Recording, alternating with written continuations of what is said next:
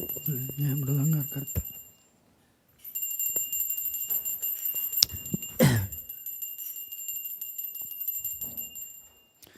नमो विष्णुपदाय कृष्ण पृष्ठाय कृष्णते भक्तिवेदांत स्वामी नमस्ते नमो ॐ विष्णुपदाय कृष्णप्रेष्ठाय भूतले श्रीमते भक्तिवेदांत स्वामी इति नामिने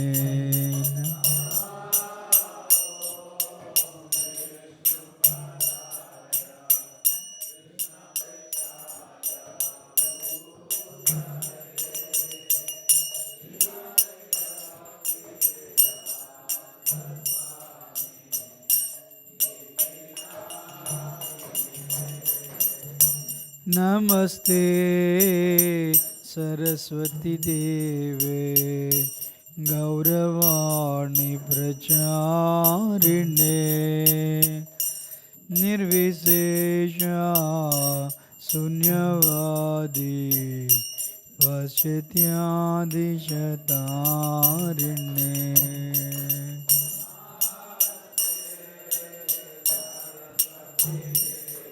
प्रभुपाद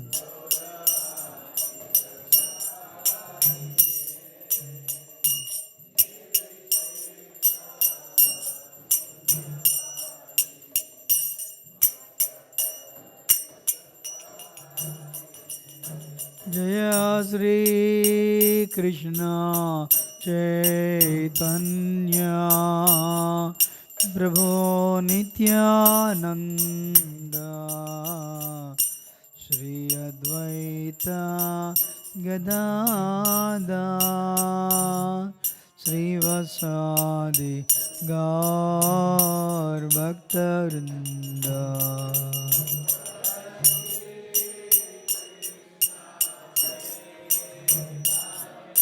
चैतन्य गौरारी नित्यानंद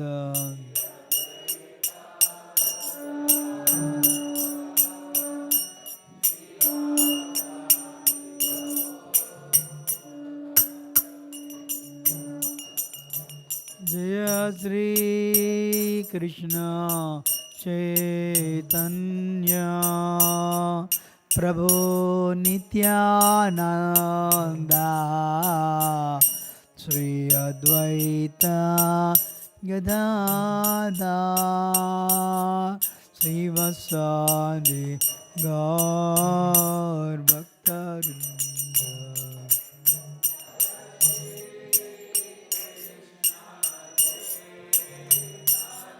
चैतन्य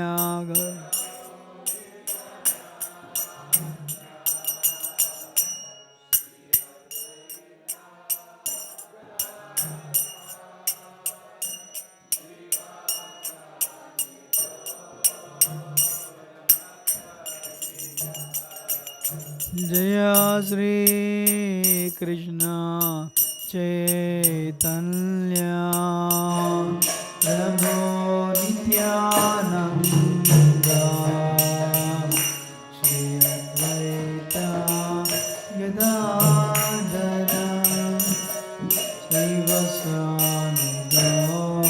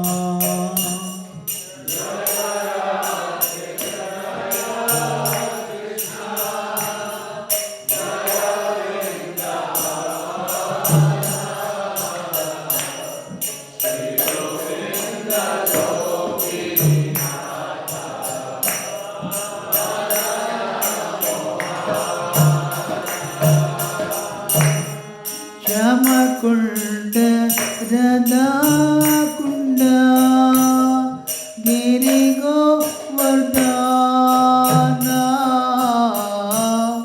Kalindi Yamuna Jaya Jaya Mahavana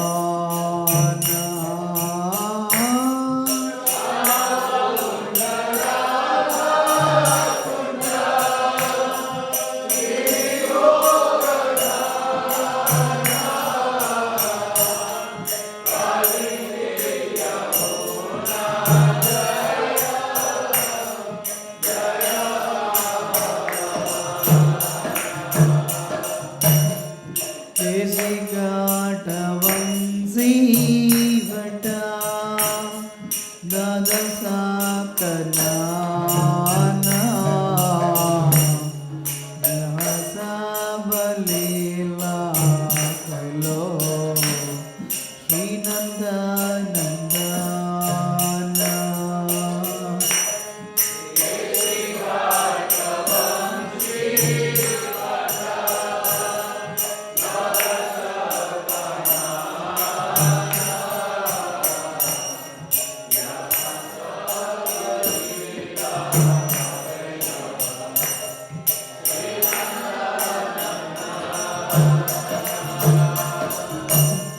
Srinanda Yashoda Jaya Jaya Gopadana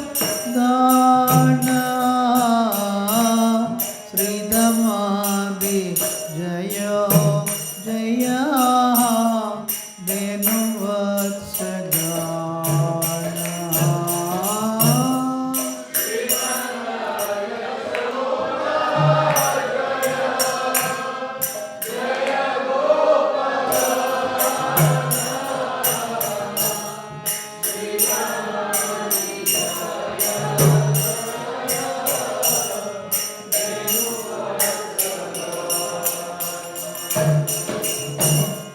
Jaya Vrishabhanu Jaya Kirtida Sundari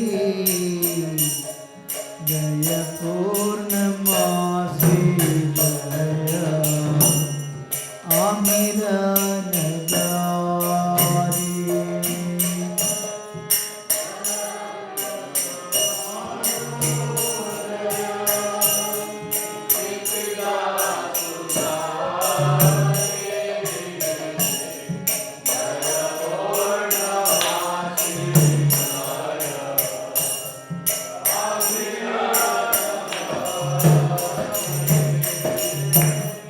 Jaya Jaya Gopishwara Vrindavana Maja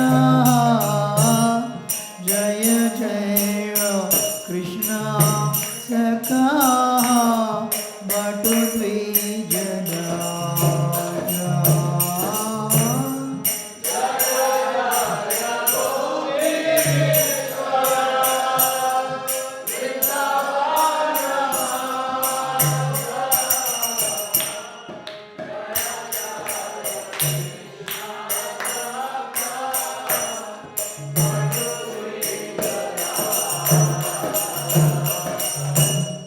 Jaya Ramagata Jaya Rohini Nandana Jaya Jaya Vrindavana Vasi Jayajana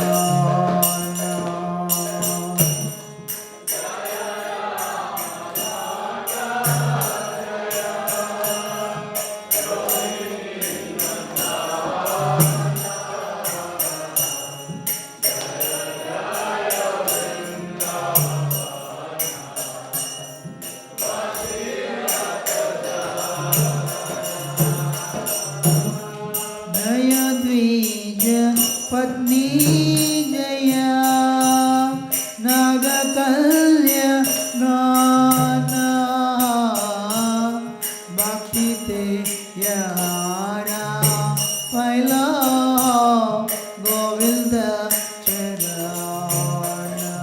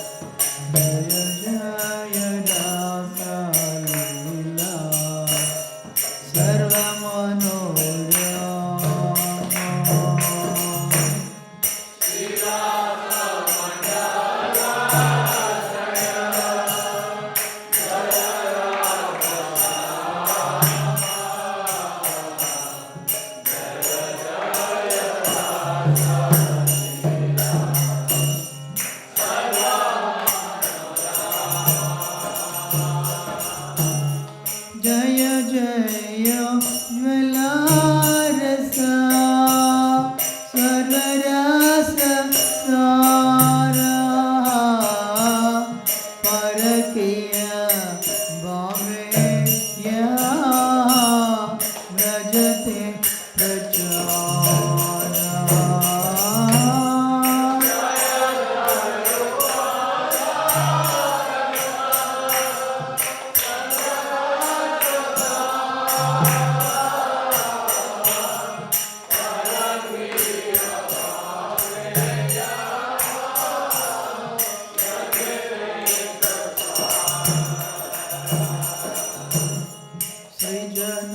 सृजनावपादा Padma Kodia स्मराना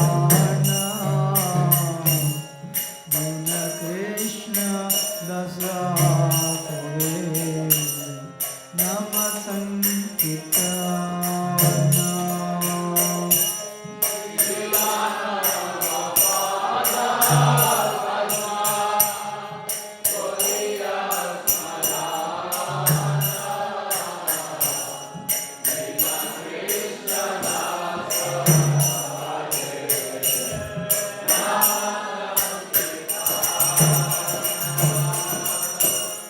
Radhe Radhe Govinda Govind Radhe Radhe Radhe Govind Govind Radhe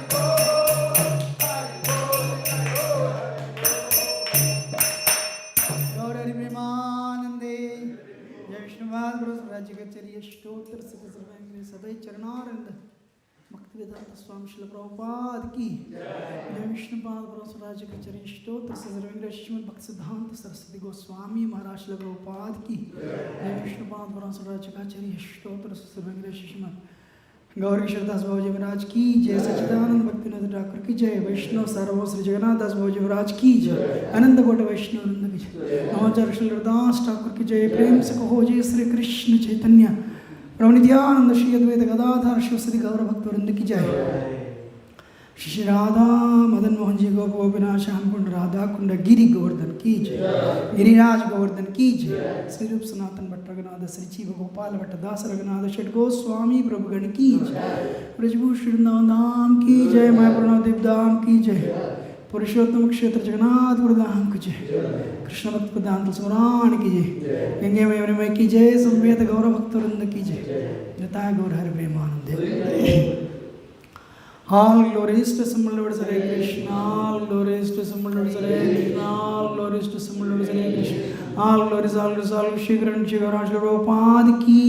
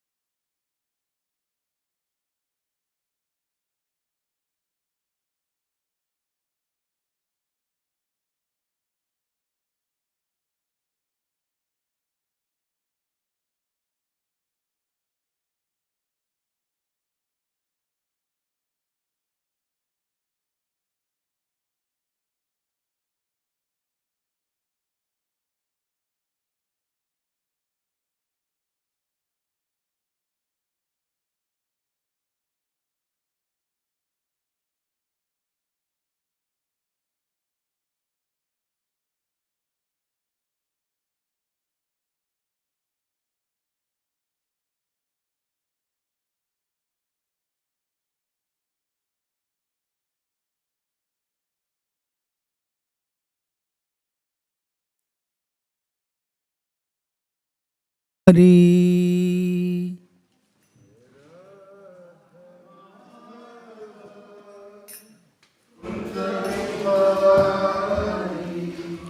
Jaya Radha Madhava Kunja Bihari.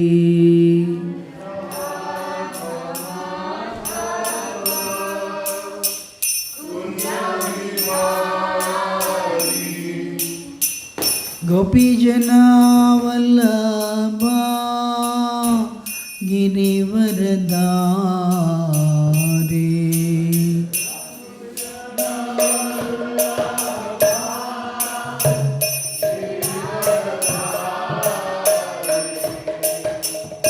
Yashoda Nandana Vraja Jana Ranjana.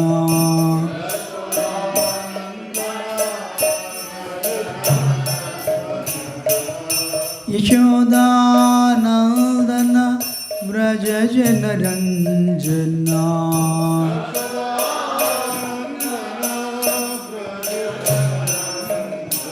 Yashoda Nandana Vraja Jana Ranjana.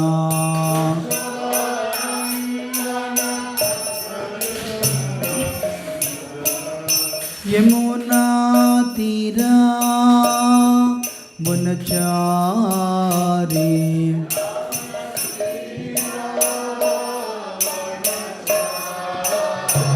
Yamuna Tira Bunachari.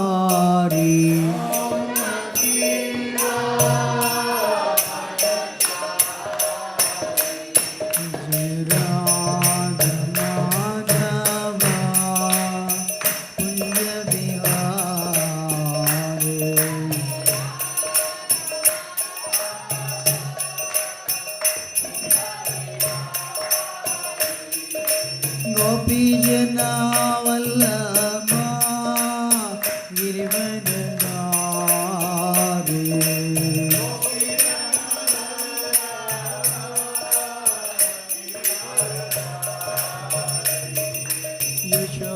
Yashodanandan Vraj जनरञ्जना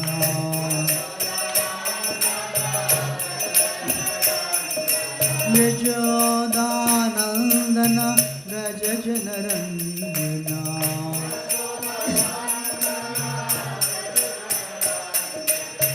Yamuna गिरा वनचारि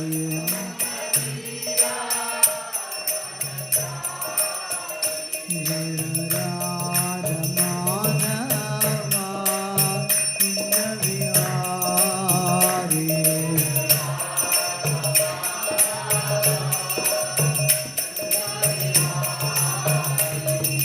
राधा माधवा कुंज विहारी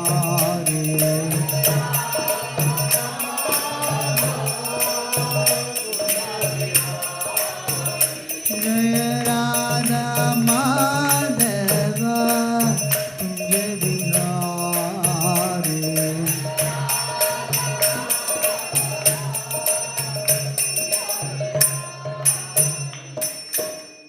जय विष्णुपाद परमहंस जी का चर्य स्तोत्र सर्वेंद्र सभे चरणारविंद भक्तिवेदांत स्वामी श्री प्रभुपाद की जय विष्णुपाद परमहंस जी का चर्य स्तोत्र सर्वेंद्र श्रीमद् भक्तिसिद्धांत सरस्वती गोस्वामी महाराज श्री प्रभुपाद की अनंत कोटि वैष्णव वृंद की all glories to Assembly Lord Hare Krishna all glories to Assembly Lord Hare Krishna all glories Shri Guru and Shri Gaura Shri Prabhupada की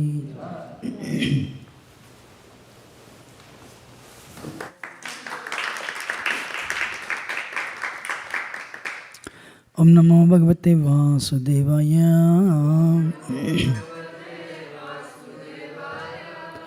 ओम नमो भगवते वासुदेवाय ओम नमो भगवते वासुदेवाय अज्ञानतिमिरन्धस्य ज्ञानाञ्जनशलाकया चक्षुरुन्मिलितं येन तस्मै श्रीगुरवे नमः श्रीचैतन्यमनोभीष्टं स्थापितं येन भूतले स्वयं रूपकदा मह्यं ददाति स्वापदान्तिकं वन्देऽहं श्रीगुरो श्रीयुतापदकमलं श्रीगुरोन् वैष्णवांश्च श्रीरूपं सग्रजातां सहगणा रघुनाथान्वितं तं सजीवं साद्वैतं सावधूतं परिजनासहितं कृष्णचैतन्यदेवं श्रीराधा कृष्णपदान् सहगणा ललिता श्रीविशाखान्वितंश्च हे कृष्णा करुणा सिन्धो दीनबन्धो जगत्पते गोपेशा गोपिका कान्त राधा कान्त नमोस्तुते तप्तकाञ्चन गौरांगी राधे वृन्दावनेश्वरी वृषभानुसुते देवी प्रणमामि हरिप्रिये वञ्चाकल्पतरुभ्यश्च कृपा सिन्धुभ्येव च पतितानां पावनेभ्यो वैष्णवेभ्यो नमो नमः जय श्री कृष्ण चैतन्य प्रभु नित्यानंद श्री अद्वैत गदाधर शिवसदी गौरभक्तवृंद हरे कृष्ण कृष्ण कृष्ण हरे हरे हरे राम राम राम हरे हरे कं करोति वाचालं पङ्गुं लङ्घयते गिरिं यत्कृपातमहं वन्दे श्रीगुरोन्दनतारणं परमानन्दमाधवं श्रीचैतन्येश्वरं नमो विष्णुपदाय कृष्णपृष्ठाय भूतले श्रीमते भक्तिवेदान्त स्वामीति नामिने नमस्ते सरस्वती देवे गौरवाणी प्रचारिणे निर्विशेषशून्यवादि पश्चात्यदेशतारिणे Hare Krishna. I neither have any qualification nor have any realization. So I seek the blessings of all the devotees assembled here and whoever is there on the internet. I seek everyone's blessings. Hare Krishna. So today is Guru Purnima, disappearance day of Sanatan Goswami. I was asked to speak on, on spiritual master actually. The topic is very high and I really felt I have no qualification. So bhakti, actually we need Guru anywhere. Any doctor sitting here? Somebody is there, okay. So if you're a doctor, Can you become a doctor just by reading books? Or, okay, there is a university with big library. So can you go and just by reading the books, can you become a doctor? Just to become a doctor, first of all, 12 years, then 4 years pre-med, 16, then you write MCAT, you get the score, then how many years you read? Then 4 years plus 4 years residency. So total how many years? I have seen doctors studying after 35 years also. Then you want to become a surgeon, you need to be trained under a proper surgeon.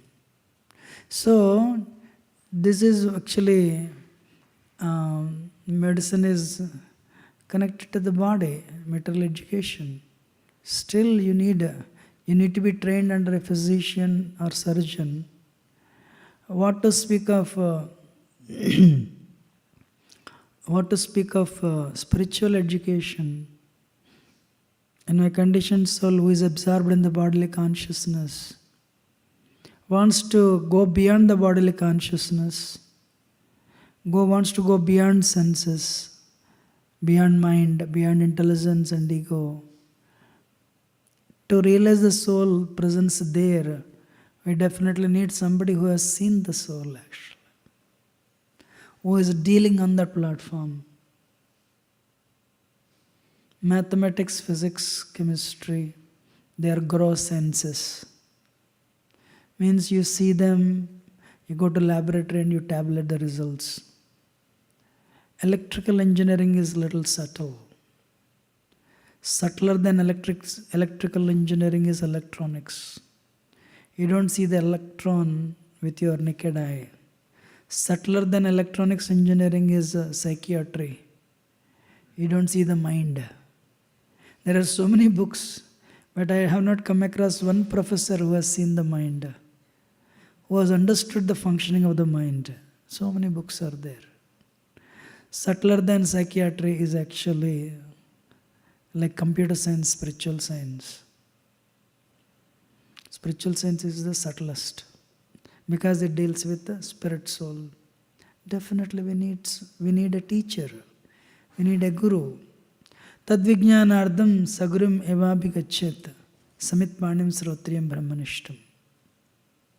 So if you want to make progress in spiritual life, we need a guru. So that guru should be from a sampradaya. Sampradaya vihenehe mantraste nishpalamata. If you take up a mantra from a guru who is not in the sampradaya, that mantra becomes useless, nishpala. You will not get any benefit and that person also will not get any benefit. So, what is that? Kiba vipra kiba nyasa sudra kena noi. Say Krishna tattva, hey Krishna tattva, say Guru hoy. You don't need any. What is the qualification for Guru? Trained by a previous Guru. What is the qualification of a bona fide Guru? Trained by a previous Guru, bona fide Guru. Sometimes people think, I want to get initiated from Indian Guru. Guru is Guru. When you go to college, do you ask, are you from India? You want to study, whether engineering or medicine, do you go and ask from your professor, what is your caste? No. He has become a professor, he did PhD under another professor. So he has become qualified. So, we just learn from him. Right? And Chaitanya Charitamrita, it is explained, even if somebody is a Brahmana with all the qualities, if he doesn't have devotion, we should not take him as a guru. Avaishnava gurur nasyad, Vaishnava swapacho guru. If he doesn't have devotion, we should not accept him as guru. But this person is a devotee, swapacha, took birth in the family of dog eaters. But he's a devotee. You can accept him as a guru. The emphasis is on the devotion. One day Srila Prabhupada asked, who is a guru? The person who is most addicted to Krishna. Who is a guru? The person who is very most addicted to Krishna. Spiritual science is very difficult subject matter. So without the grace of a teacher, guru, we cannot make progress. So always, am I getting this by my good karma? Or is it because of the Guru's grace? That's it. By good karma, you can go up to one level, especially material things. When it comes to spiritual progress, it's no good karma can take you to spirituality. But of course, if you have a bhaktonmukha sukriti, you have performed that pious activities leading to devotion, that will take you to devotion. But to make spiritual progress, you need Guru's grace. One devotee went and asked Srila Prabhupada, Prabhupada, we are all drug addicts. How is that we are able to, relish? How is that we are able to be present in this environment, learning all these wonderful things? Prabhupada with the great humility said, I have created your qualification. You have no qualification. I have created you the qualification. That's why, what is that?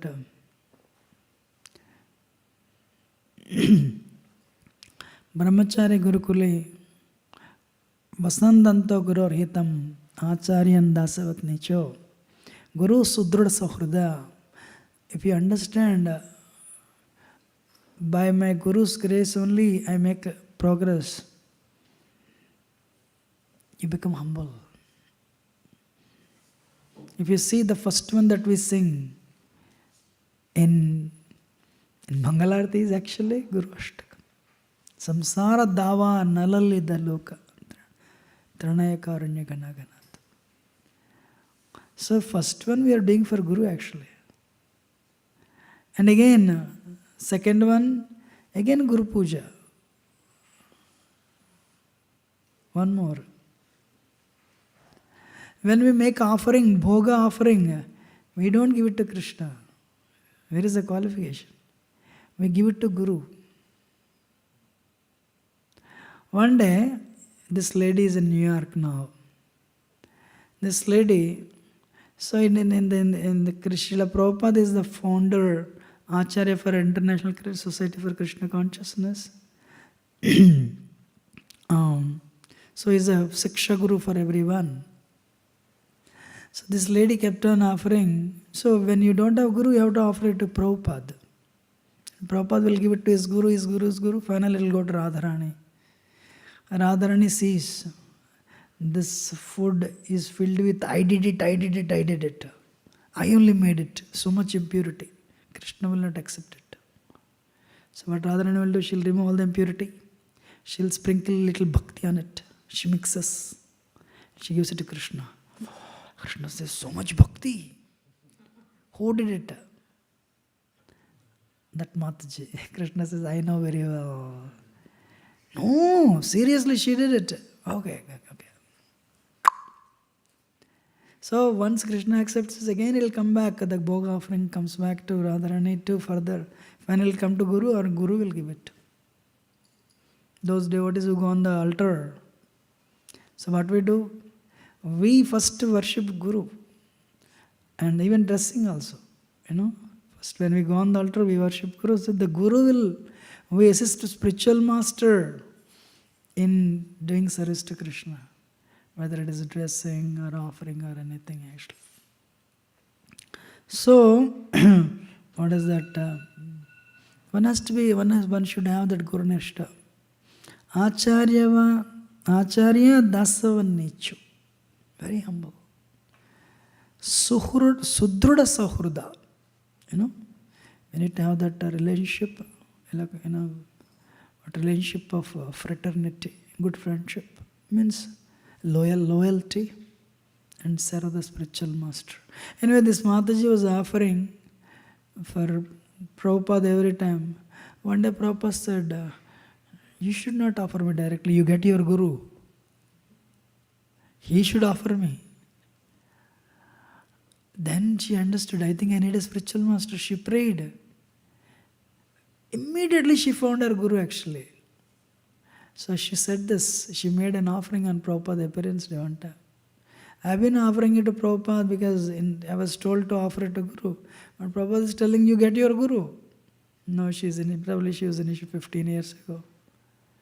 So spiritual master should be living and we should accept initiation from him. And we take vows, of course. So a spiritual master, very mercifully, he accepts our karma and he connects to the sampradaya.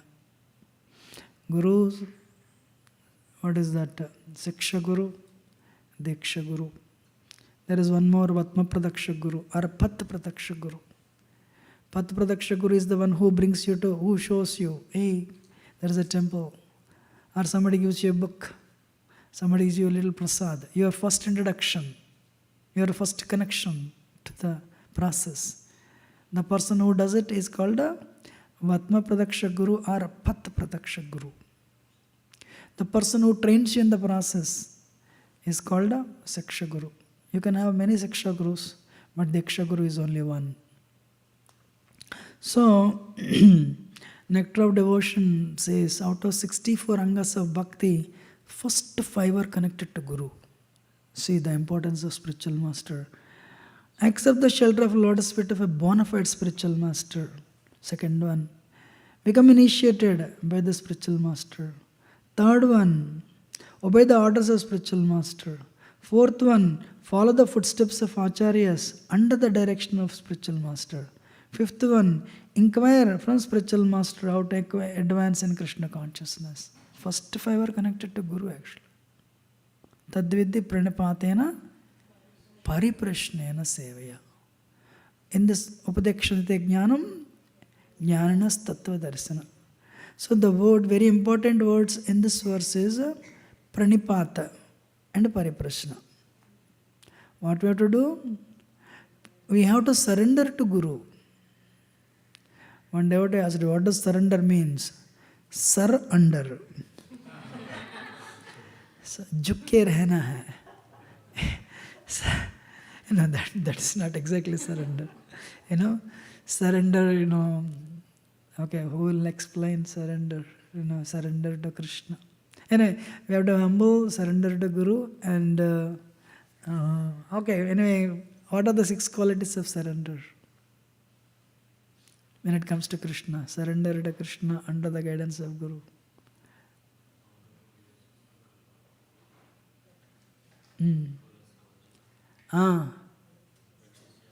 I can't hear louder.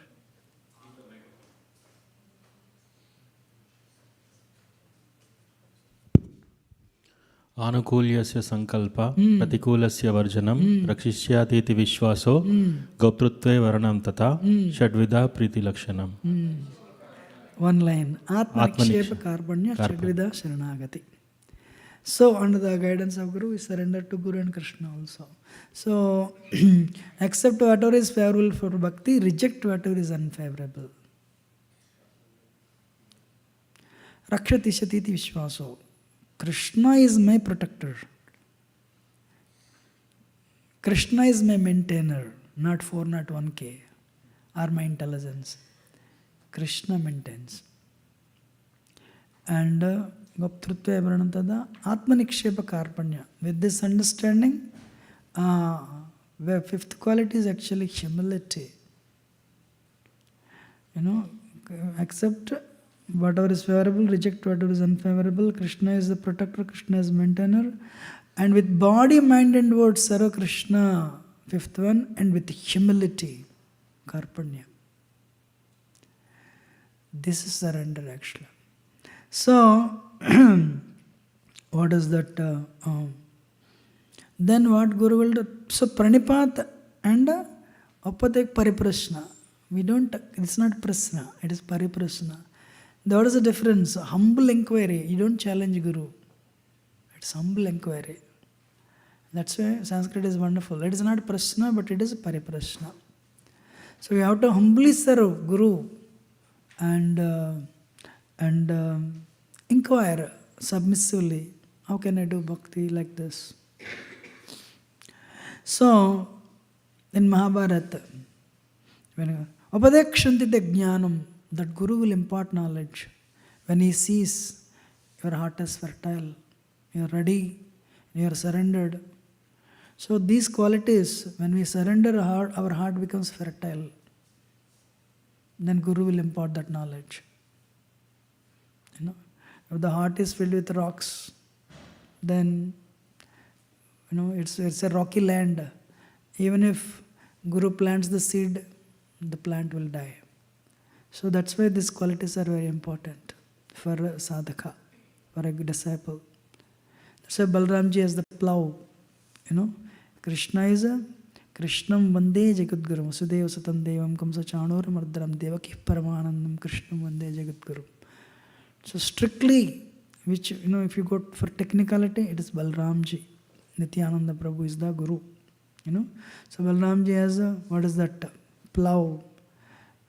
Plow, the furl of the plow will pick up all the stones, and he has a mace that will crush the stones into powder.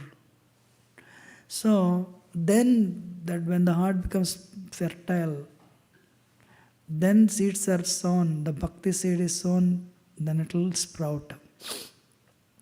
That's why it's very important to cultivate the good qualities. So in Mahabharata there is a story, Upadekshanti te jnanam. So Dhaumya was the teacher for Pandavas, Guru for Pandavas, especially when they were in the forest. So Dhaumya had a Gurukula. He had so many students. They would come and learn from Dhaumya. So they had to do very menial services. Even Krishna did the same thing in the ashram when he was living in the ashram of Sandipani Muni.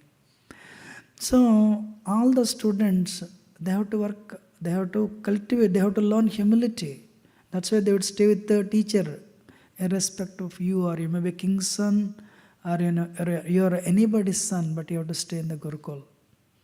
So one of the students of Dhaumya was Upamanyu. So Upamanyu, he was a ocean of all the good qualities. Anything he was told to do, he would do it.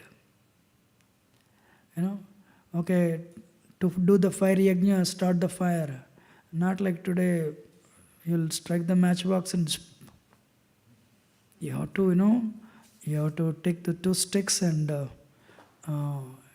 you have to, very fast, you have to keep on doing the process of rubbing, then the fire will come. Before fire comes, smoke comes. It will burn your eyes. No students were interested to do that.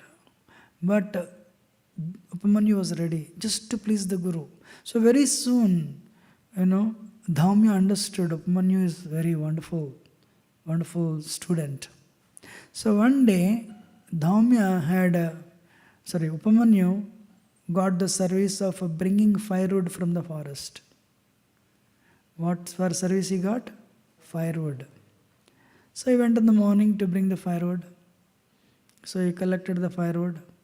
He put it on his head. And it is almost evening. So he was coming back from the fields, to reach the home. But on the way, these fields, they're all actually owned by Dhaumya, Guru's fields. Paddy fields. Paddy field needs a lot of water. So this boy, Upamanyu, was coming back. Then suddenly he saw this paddy field, one of the fields, the bund is broken. So all the water was going away. So unless you have a lot of water, paddy cannot be grown. This is Guru Maharaj. These are all Guru Maharaj fields. The water is going away. So he threw the bundle aside, and what he did, he tried to repair the bund. He brought the clay and he repaired it. And what he did, he repaired it and he picked up his bundle to go away. Because he repaired that with the clay, the water pushed that clay and water started flowing. He did this for 5, 6, 7, 8 times, but he couldn't repair it. When there are no lights those days. So he can call everyone next day morning. By this time the damage would have been done. This entire water would have gone. So what he did, it was already dark. Very dangerous place. Still what he did, finally he repaired it. He repaired it and he put this bundle of sticks on the top. And he laid next to the bundle, so that for that weight, it is not broken again.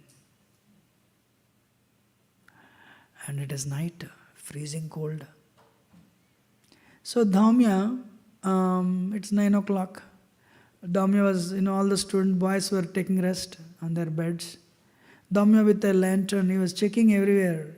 He was seeing every student, he slept. When it came to the bed of Upamanyu, the bed was vacant. He said, "Hey, where is the student?" So, "No, Guruma, we don't know." Then when he found out, Upamanyu went in the morning to forest to bring the firewood. Ooh. So Dhamya was in anxiety. Why he was eaten by some animals or not? So as soon as it became early morning, Dhamya immediately started, the same path that the students would follow. So he went in the direction to the forest. On the way only he saw, wow, this boy was lying, with this bundle next to him, only to protect. Dhamya's heart melted. Luckily, Upamanyu didn't die, though it was very cold. Oh, how much, I'm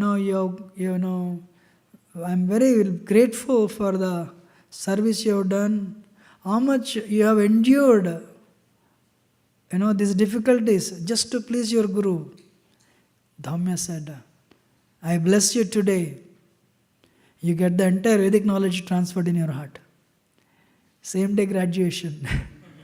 He did not read to study 20 years. Graduated. That is Guru. He graduated, that's it. Not like assignments, this.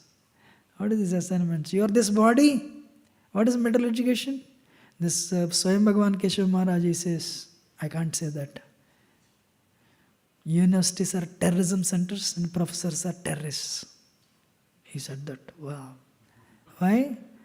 You spend the very important part of your life in the university education. What they tell you? You are this body, you are this senses. If you make money, you'll be happy. Which is exactly opposite to spirituality. So anyway, let us not deviate. So, Upadekshantite jnanam. Guru will impart in your heart. But he makes sure it is, your heart has, he makes sure it is fertile also. So that this knowledge that is imparting stays there. One day, devotee went to Srila Prabhupada and said, "Prabhupada, I need your mercy." Prabhupada said, "My mercy is there." "Prabhupada, I need your mercy." Prabhupada said, "My mercy is there." "Prabhupada, I need your mercy." Prabhupada said, "You are in the well, in the deep darkness of ignorance. I am throwing a rope of instructions. Until I bring you out, you have to hold on to the rope of the instructions. I will not, my mercy comes in the form of instructions. But I cannot make you curl your fingers around the rope. You have to hold the rope until I bring you out." In other words, Guru's mercy comes in the form of instructions. Guru gives you even strength to follow it. But if you don't have the sincerity to hold on to them, to that much extent you cannot follow. To that much extent you cannot follow. If you have attachment for something other than what is needed, then you will not be able to follow Guru's instructions. Vishwamitra came And Dasharatha said, whatever you ask, I'll give. All right, give your children. Oh, I cannot. Why? Attachment. So when we have attachments mentally, physically, emotionally, that much extent we cannot follow Guru's instructions. As well as Radhana Swami's famous statement, I really loved it. If you want to be a master, become servant. If you want to be servant, become master. Ooh, what is this contradiction? If you want to become servant of your Guru, become the master of the senses first. You say, no, I am not the master of senses. Then if you want to be master of senses, become the servant of Guru. Vice versa is also true. If you do this, this will happen. If you do this, this will happen. Both are connected. Amazing, right? Otherwise, we cannot. So, what is that? We see in the Acharya, in the devotees, previous Acharya's lives, that Guru Nishta. We see that actually. Amazing. Srila Prabhupada, as he was about to settle down, why you young Indians, why don't you preach the message of Lord Chaitanya? Prabhupada said, who will listen to the message of Chaitanya when India is under the rule of British? Saraswati Thakur in the same demeanor he said, Krishna consciousness is an emergency. Politics means horse will go and donkey will come. Politics will never change the world. People are dying without Krishna. So, Krishna consciousness is an emergency. The same thing, last instruction also same instruction. Srila Prabhupada got 2 weeks before Saraswati Thakur left the world. Abhay Babu preach in English language. This will do good to you and to the rest of the world. Prabhupada, Guru Maharaj, I am Grihastha. You are always surrounded by sannyasis. I really want to serve you. Then this letter came, preach in English language. That will do good to you and the rest of the world. Prabhupada held it like this. Wow. Held it like that. Honestly, trust me, we all will be tested. One day we were in a room of 30 devotees, probably 20 years ago. We were all sitting like this. And His Holiness Radhana Swami, like this, he looked at everyone's, he made contact with every eye in that room, like this. You all will be tested, he said. You all will be tested. If you are not tested by Maya, that is a surprise. Testing doesn't come through glorification. Will not be our purification doesn't come through our glorification. What we don't like, there it will happen. Maya will put the finger where there is pain.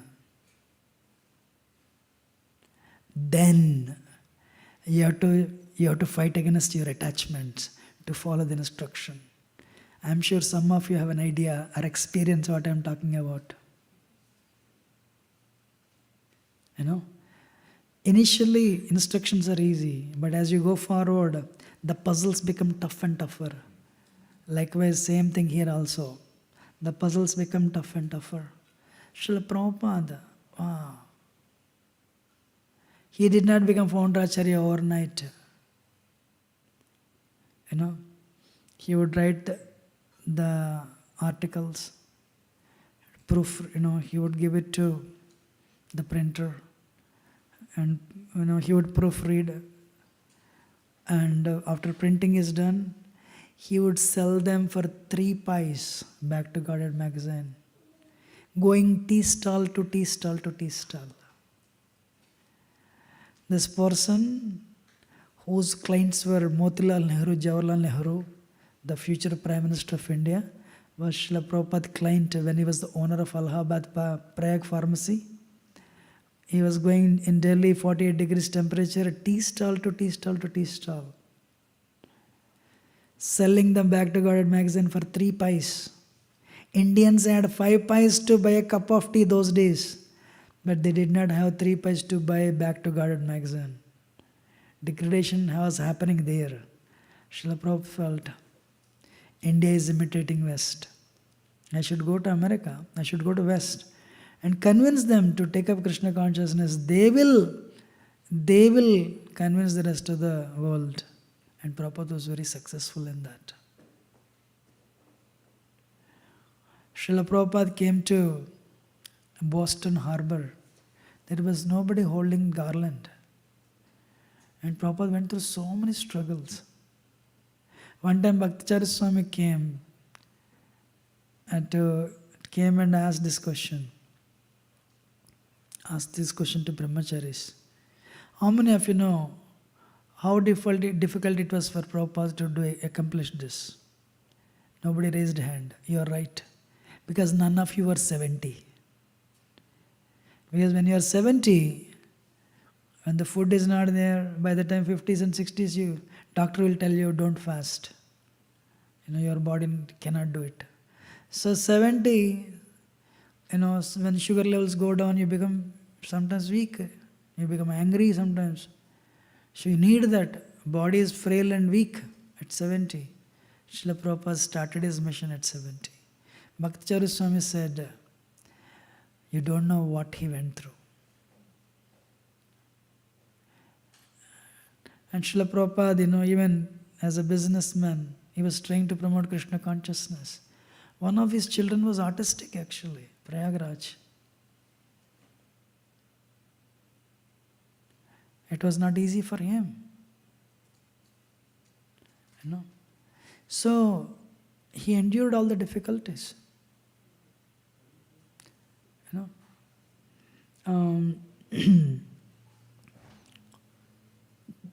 Later, when the success came, actually only 3 people would come when Prabhupada was preaching in 2nd Avenue.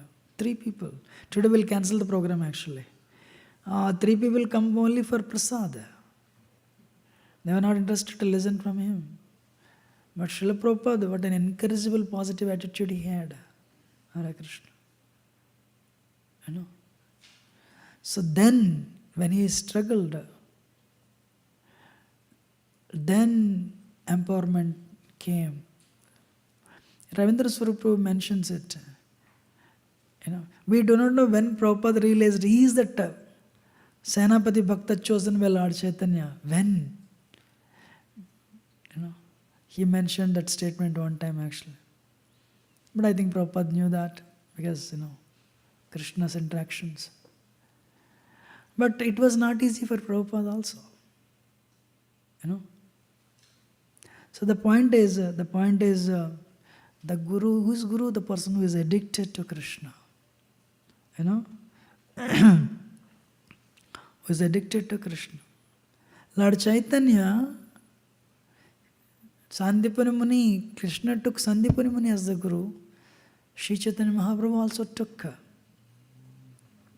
Ishwarapuri as the guru. He went to Kumarhatta and he took that the clay, because Kumarhatta is the birthplace of Lord Chaitanya. Sorry, Ishwarapuri. This is the birthplace of Ishwarapuri. Lord Chaitanya went to Kumarhatta and he brought and he would eat that clay. Oh, this place is so holy because my Guru Maharaj walked. And Lord Chaitanya did, everyone would follow. Today there is a big pond because people dug so much. So it doesn't mean, we also go to our Guru's birthplace and bring little dust, a little clay, but we don't follow the instructions. The message is clear. Actually, I pray that, I follow sincerely actually. I don't do, unfortunately. So, what is that? Mukam karoti vachalam pangum langayate girim itkrupat tamaham vande Shri Gurundana Taranam. If Guru's mercy is there, a fool can speak very nicely A physically handicapped person can climb the mountains. What is impossible for somebody who has Guru's mercy? Krishna comes externally as Guru, internally as Paramatma to train the soul, to train the jiva. So in Ramayana there is a wonderful analogy. Mother Sita is actually Shakti Tattva. Sri Sampradaya, but anyway, what is that? In Aranyakanda, Mother Sita acts as a conditioned soul. I want that deer. Ram says, I'm getting ready. Ram says, I'll go. Lakshman says, brother, she is telling and you are going. Ram says, where in your creation you have created a golden deer? Ram said, all these days, I am most dear to Sita. Now, today, something else has become dear to her. Somebody said, Sita told Ram, Ram, my dear, I want the deer which is more dear to me than you, dear. I want the deer more dear to me than you, dear. Yes.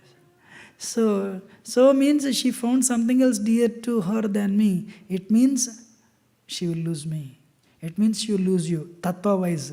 For Leela to happen, I'll go. You stay here. So likewise, Sita, when Krishna is lost, Guru is also lost. Lakshmanji is lost. So then Guru is lost. When we all had our own deers. That's how we came to this metal world. We found somebody else. We found something else more dear to us than Krishna. Then what happened? We were pushed into the body of 10 senses and a mind that we cannot control. That is Ravana. 10-headed Ravana means what? So we are given this body of 5 knowledge acquiring senses and 5 working senses. What's the 11th one? Mind. And we are stuck in the Ashoka Vatika. We cannot on our own find our Guru. Again that Ram has to become merciful, Krishna has to become merciful and send the Guru. The Guru that Lakshmanji she lost in Aranyakanda will appear in the form of Hanumanji. So Guru has to trace us. We cannot trace Guru on our own. How many of us agree 1 hour before meeting a devotee who is going to give us book or prasad or a connection, we will come to the temple and it will change our life. How many of us know? None. What is our qualification? I broke all the regulative principles. Kali Yuga disciples. We don't have any qualification on our own to go in search of Guru. Guru will search for us and keep us inside. He takes our karma, So the point is, a person who understands this, he'll become very serious in Guru Nishta. Grandir Arambakari Mangala Charan Guru Vaishnava Bhagavan Tirera Smarana. First, can you believe what is the first chapter name of Chaitanya Charitamrita? Spiritual Masters. Interesting. Tinera Smarana Haya Vigna Vinashan Anayasa Haya Nija Vanchita Puran. So if you worship Grandera Arambakari Mangala Charan, Guru Vaishnava Bhagavan Tirera Smaran. So if you have these 3, Guru, Vaishnava and Bhagavan. First one is Guru. And if you worship them and you start anything, Tinera Smarana Hoya Vigna Vinashan. All any impediments you have on your path, by their blessings, they will be destroyed. We don't have anything on our own. Only one thing we have is the desire. That's it. So, what is that? If you understand, Pangum Langayate Girim, or Vigna Vinashan, we have to keep Guru, spiritual master. One time Srila Prabhupada in Vrindavan, Some people started calling Srila Prabhupada Supreme Personality of Godhead. Prabhupada is Krishna himself. Otherwise, how can he deliver this many people? We are all conditioned souls. You like it very much. Actually, somebody is calling you God. Prabhupada was in India that time. Prabhupada heard. Prabhupada said, tell them to leave the movement. I'm not Krishna. Then Prabhupada, who are you? Prabhupada said, I am servant of Saraswati Thakur. Many people, Indians think, Namaste Saraswati Devi, they think Saraswati Devi is goddess Saraswati. It is not goddess Saraswati. Bhakti Siddhanta Saraswati Thakur. Who are you, Prabhupada? The world knows Prabhupada, but the world doesn't know Saraswati Thakur. What is Srila Prabhupada's chastity? I have done everything to please my Guru Maharaj. This was written by Prabhupada, his pranam mantra. Namaste Saraswati Devi Gauravani Pracharane Ruseshunyoda Srila Prabhupada and Paschati Dishataran. Atma Tattva Prabhu came to ISKCON and he saw this Guru Puja. People are worshipping Prabhupada. Hey, he was in a different organization. I think he was already a sannyasi. So somehow he didn't like this worship of Guru. He didn't like it. So Lokanath Maharaj told him, get initiated. No, I'll not. Not interested. One day, so Guru Puja was happening. So these disciples actually, they were singing Guru Puja. And Prabhupada was also singing. Atma Prabhu asked Lokanath Maharaj, what is he doing? He is singing Guru Puja for his Guru. And whatever, as a Guru, he is accepting his worship and he is giving it to his Guru Maharaj. He is passing it to Saraswati Thakur. He said, recommend me for initiation. This is not, you need to be on that level, situated on that level. To pass all the worship, you just stand there and not even one flower for me, to my Guru. One needs to be very, very elevated actually. So, what is that? Sometimes there is a criticism in ISKCON. You people worship only Krishna, there are this many gods. You guys only worship Krishna. The right answer is this. How many devatas are there? 33 crores. You should ask, hey, do you worship all the 33 crores? But we worship. You don't worship. Why? Acharya ma vijaniya navamanayat karichet namartya buddhaya syeta sarvadeva maya guru. Guru is representative of all the devatas. When you worship Guru, you are worshipping all the devatas because he is a representative sarvadeva maya guru. So we worship all the devatas. Except for 2-3 demigods names, you don't know other names also. But we worship all the devatas. Actually Jayapata Maharaj said this one time. So it's very, very important actually. Understanding him as a representative. Guru is actually a dear servant of Krishna, personal servant of Krishna, Sevaka Bhagavan. So, but we should worship him as a representative of the way we respect Prime Minister or President as a representative of government, we also worship and respect Guru as a representative of Krishna.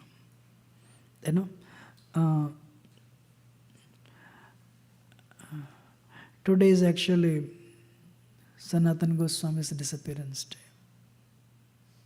Sambandha Abhideya Prayojana. Sambandha Guru actually, the deity for Sambandha Jnana is actually Madan Mohan. The Acharya who imparts that Sambandha Jnana is actually Sanatan Goswami. Who is the Guru for Abhideya? Who is the deity for Abhideya Jnana? Govinda Dev. Who is the deity for Prayojana? The Acharya? Raghunath Das Goswami.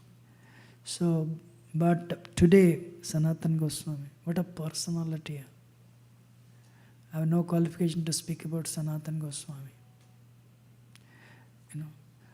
So, Rupa Goswami is the foundational Siksha Guru for the Lord Chaitanya made him. He is the Acharya for entire Krishna conscious movement, Rupa Goswami. But Siksha Guru, Srila Prabhupada is Siksha Guru for ISKCON, and for entire Krishna consciousness movement is actually Rupa Goswami. But as a, Sambandha Jnana, Sanatan Goswami connects. One place it is written, he is the initiating spiritual master. That is also mentioned. But Sanatan Goswami is actually, Lavanga Manjari, brother of Rupa Goswami, Rupa Manjari. Raghunath Das Goswami is Rati Manjari. And in the last days he was living in Manasi Ganga. And every day he would do parikrama for Govardhan. So he would do parikrama for Govardhan. Actually, he would go village to village to village in Vraj, and he would inquire about the well-being of all the Vrajavasis. So whichever village Sanatan Goswami would go, they would consider that as a festival. And Sanatan Goswami stayed in one village one day extra on their request. Even today the village has that name, I don't know, but in his honor, because he stayed one day extra actually. So that's why Sanatan Goswami is considered as a guru for the entire Vraj. Janmashtami days, you see so many people doing parikrama around Govardhan. But more than that, an Annakut festival in Kartik, so many people flood. The day, on the Annakut festival happens, you'll see flood. But one day, is the maximum number of people do parikrama. Which day? Today. In the honor of Sanatan Goswami, as the guru for the Vraj, all the Vrajavasis come out and they do parikrama around Govardhan. Today we see maximum number of people. One day somebody showed me a video. There is a 17-mile human traffic jam, not vehicle traffic jam. Out of Raj's 21-kilometer parikrama, 17-kilometer human traffic jam like this. Wow. Some Vrajavasis think Giriraj is the guru, but majority, all the Vrajavasis, they consider Sanatan Goswami as the guru. So, what is that? That is the thing.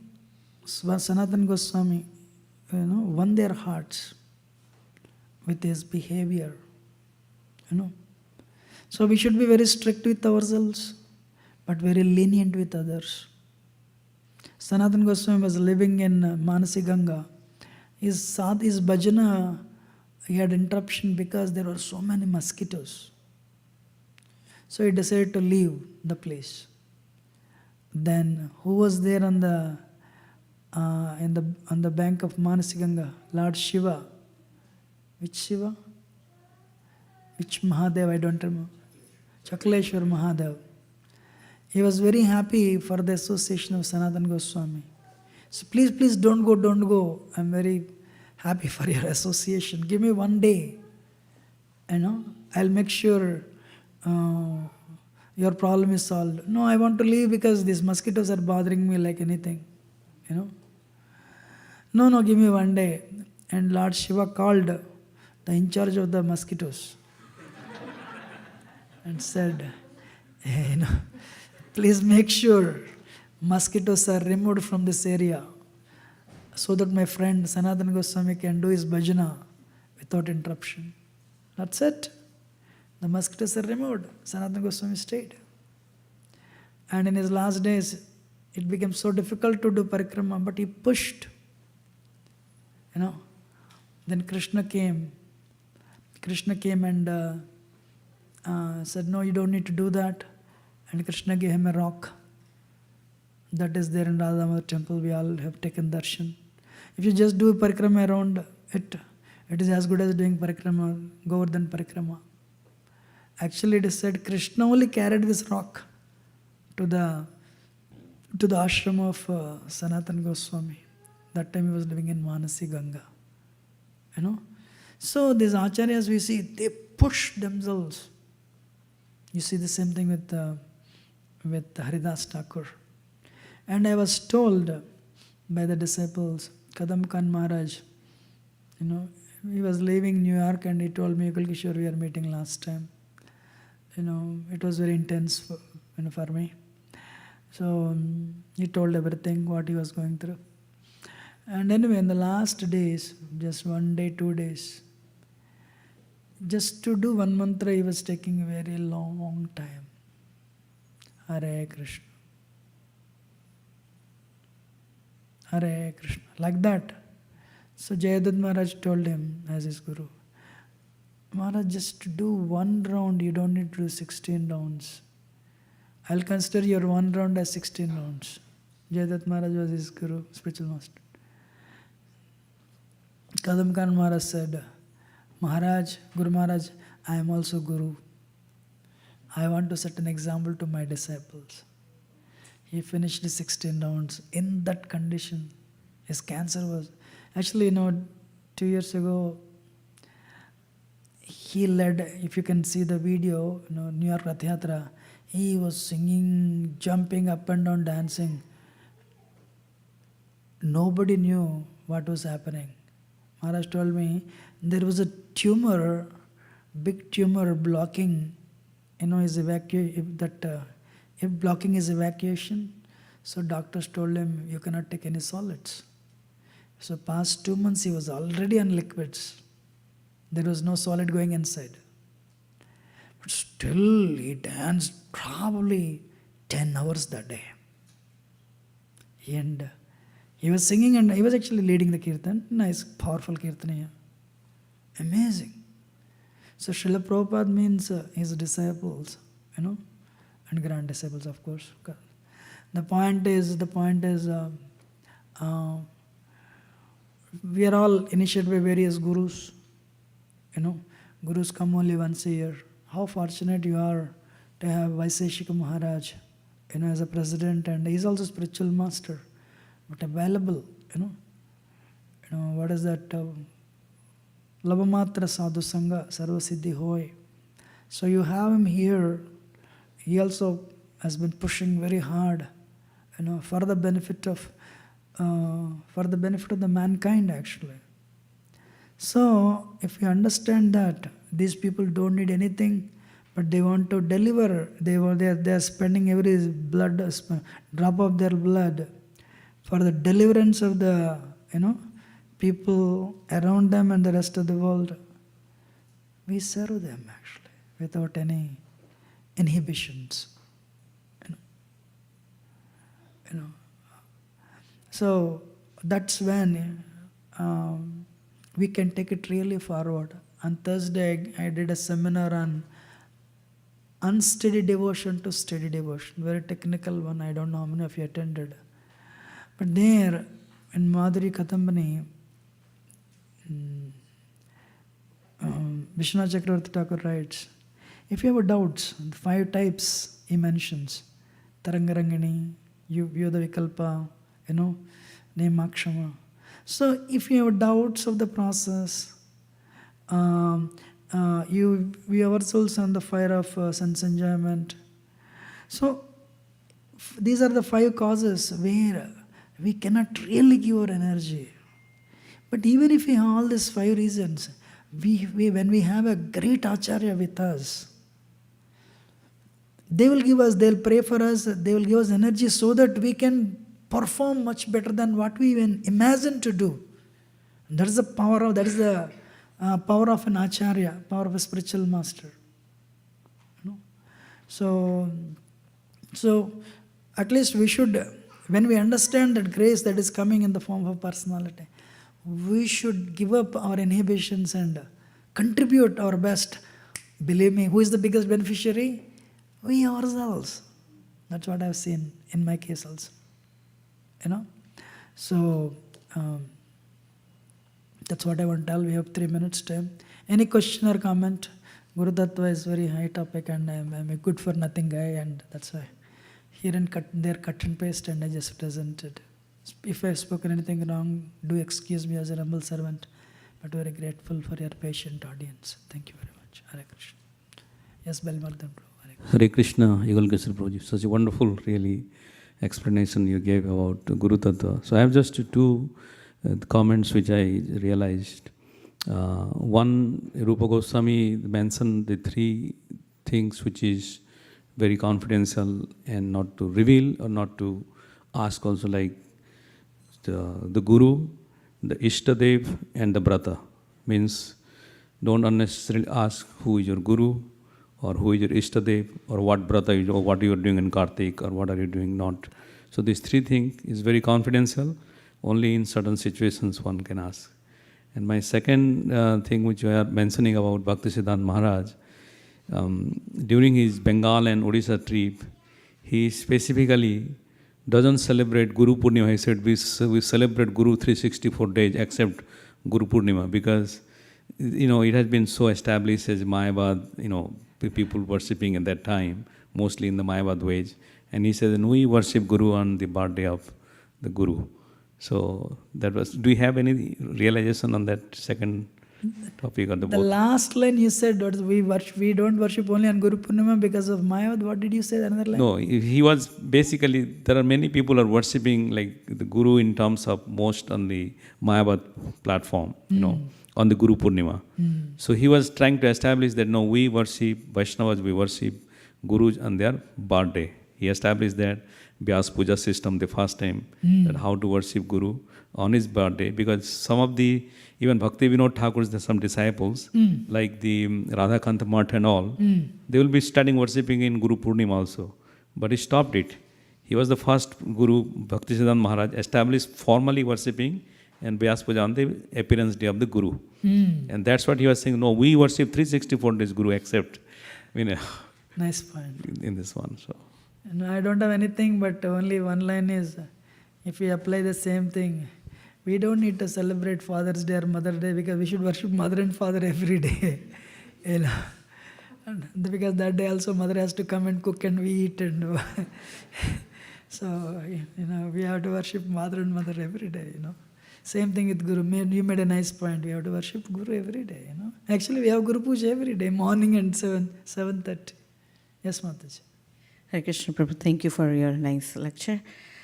I really like the story of the Upamaya and Dhaumya. So you see that how Upamanya saw that he needs to block the water, right? He had that inner desire to serve his Guru Maharaj. That was his core. How devotees in day-to-day basis can keep that in mind, so that should naturally be a second nature. Can you elaborate a little bit more on that? Thank you very much. For some reason, you gave me the opportunity. Actually, I'll give my example. One example, my experience. 5 years ago, ISKCON is going through a court case in Brooklyn Temple. Somebody was trying to take the temple. So I was asked to they gave me this project, work on this project. So then I started working with ISKCON lawyers. So they said, so we need money. Which is very easy to jump up and down, dance in the temple, but very difficult to raise funds, right? And I said, I'll do it.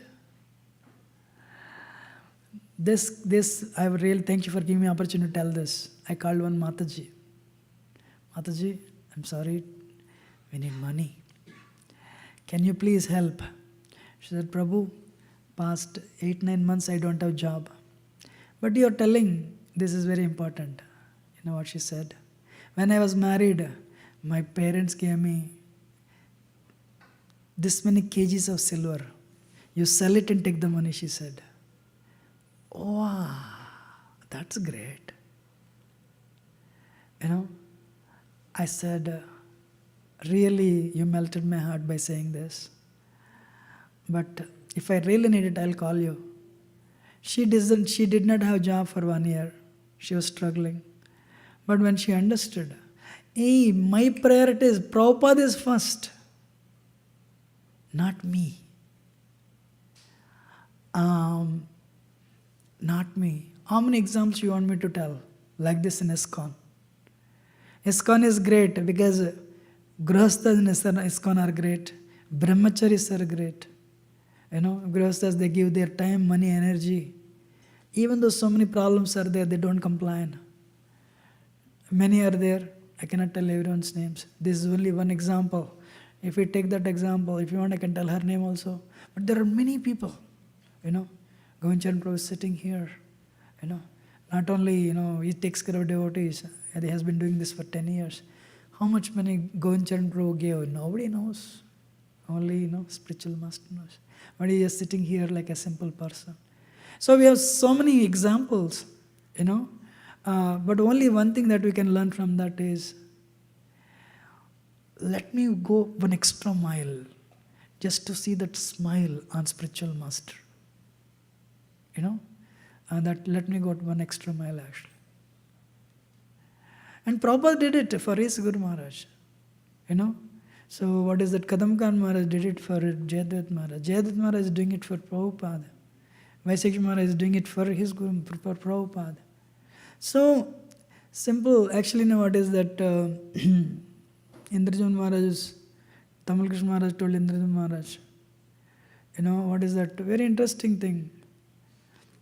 Some of our disciples are more advanced. That's I read it, I mean, in the Ragaleka Mataji's thing and this Sri Vallabhi thing, I read Indrajan Maharaj was writing. What is there that is their humility?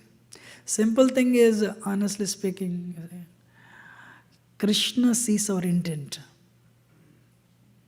It's very, very important, So that's why I said, Maharaj Dasharatha, it is written, Raghukula Reeti Sada Chalaye Pran Jaye Par Vachan Na Jaye. When they give a word, they'll sacrifice their life, not their word. That is, so when he said, Dasharath Maharaj said, I'll offer anything to you, no problem. Ask. Vishwamitra Muni said, that's why I came to you. Me and Raghuvamsa, no one has ever given a word that they could not fulfill. The word is given means they will fulfill. Send Ram and Lakshman. Ooh! Ram and Lakshman, they took birth, after years and years of waiting. I cannot. So, our problem is because of our attachments. We have this fear. That's why I made a statement. What is the statement I made? We should have faith on Guru. We should have faith on Krishna, not on 401k. Not on anything. There is a doctor by name Dr. Cooley. He is the one who started this open heart surgery. With all the money, can you believe Dr. Cooley when he died, he became a pauper? So we have to see Krishna's hand. We have to see Guru's hand. Something wonderful has happened in our life. Guru's grace. Something is not happening. Means we are being, Krishna is teaching us a lesson. So we should learn to walk extra mile. Then we receive the grace today. We receive. What is that? Maharaj Prataprudra said, if Lord Chaitanya has come to deliver everyone in this world except for one Prataprudra Maharaj, because my name is prefixed with king, today I'll give up the kingdom. I'll wear an ivory ring. I'll become a beggar. Then he'll give the mercy. Then you will get mercy more. If I'll sit, okay, I'm a king, he's telling he'll not give the kingdom, ask him to leave. He didn't say that. If he had said that, his name would not have come in Chaitanya Charitamrita. If it is his determination that he'll give mercy to everyone except for one person, Maharaj Prataprudra, this is my determination. I'll give up everything, I'll become a beggar. Then he'll give. Wow! I have a seminar on that actually. So my point is, first let us do to our Guru one extra mile, little bit.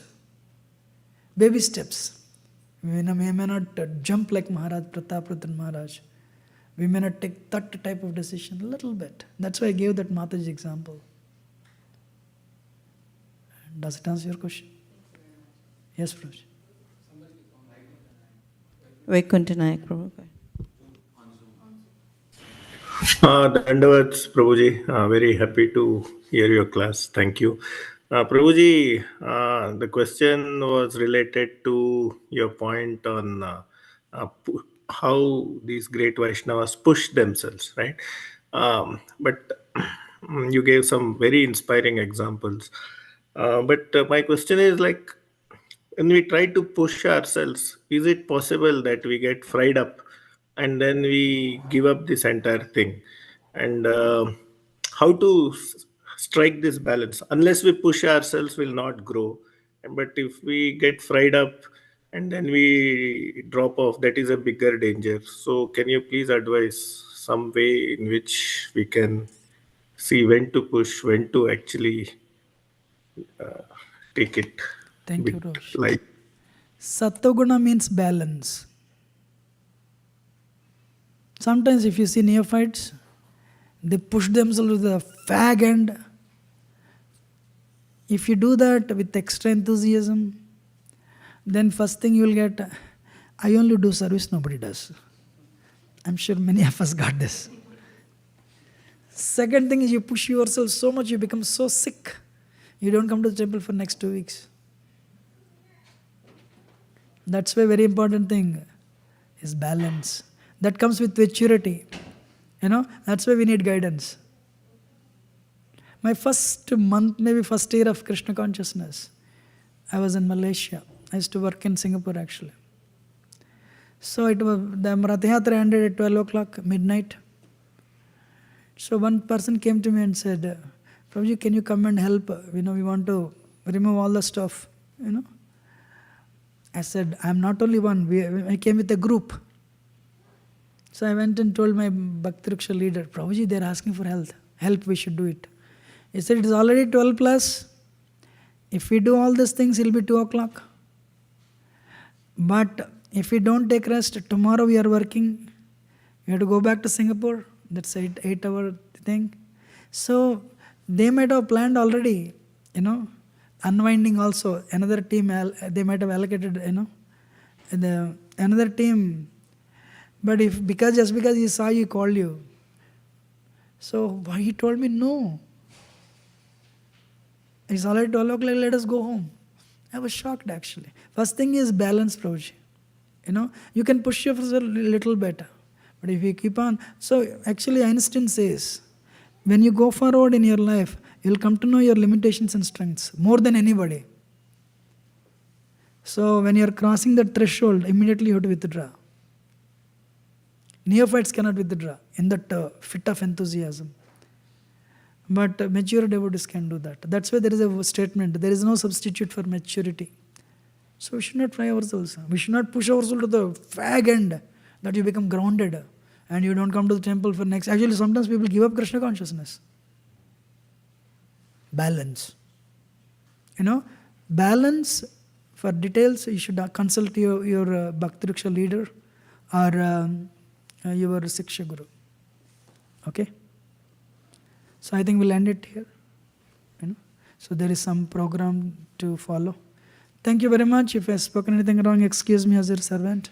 But very grateful for your patient audience. Thank you very much. Hare Krishna.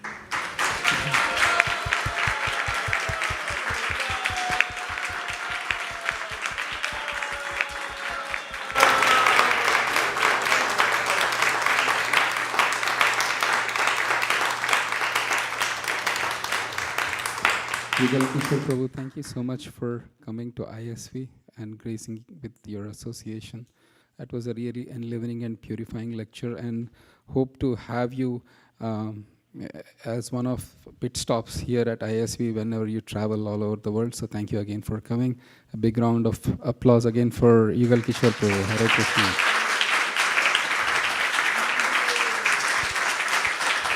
So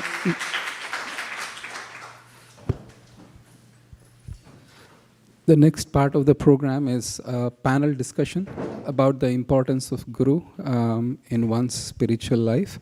So please don't go anywhere. This is an interesting,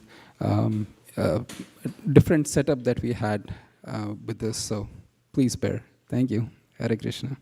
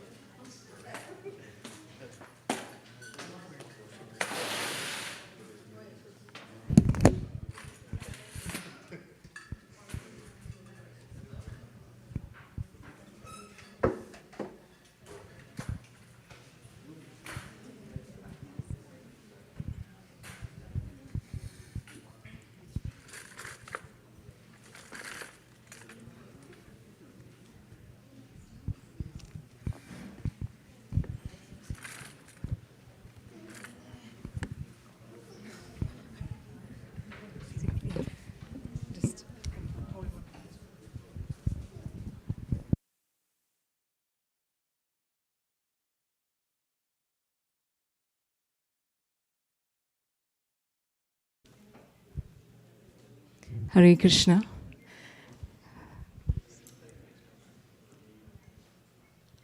Thank you all so much.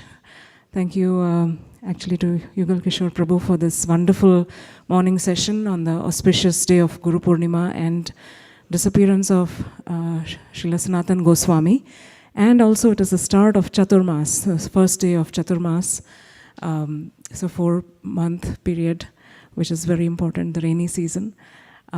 It's an extra time for introspection spiritually and serving, right? So we will now have a panel with 6 of our devotees from ISV. And we've had a very nice experience presenting, seeing the younger children present, and we will continue that. But on this auspicious occasion, we thought we will have a different pattern just to honor our Guru Parampara and include more devotees. So I would like to welcome all the devotees on the panel to please take their seats. Please, Harikatha Mataji, Keli Kunjakumari, Siddhakatha Prabhu, Shastra Sar Prada Prabhu, Sadhu Vrindavan Prabhu, and Adinath Krishna Prabhu. So we'll just wait for him.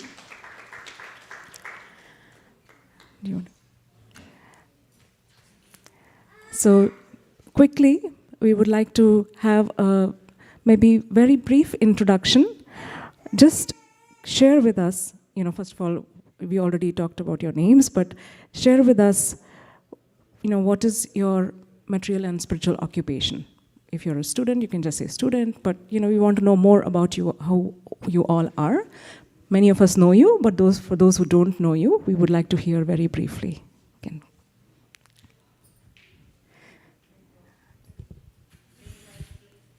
Haribol. Okay, Haribol. Yeah, my name is Kaylee, and currently I'm starting my grad program in speech pathology here in the Bay Area. So that's currently my occupation as a student.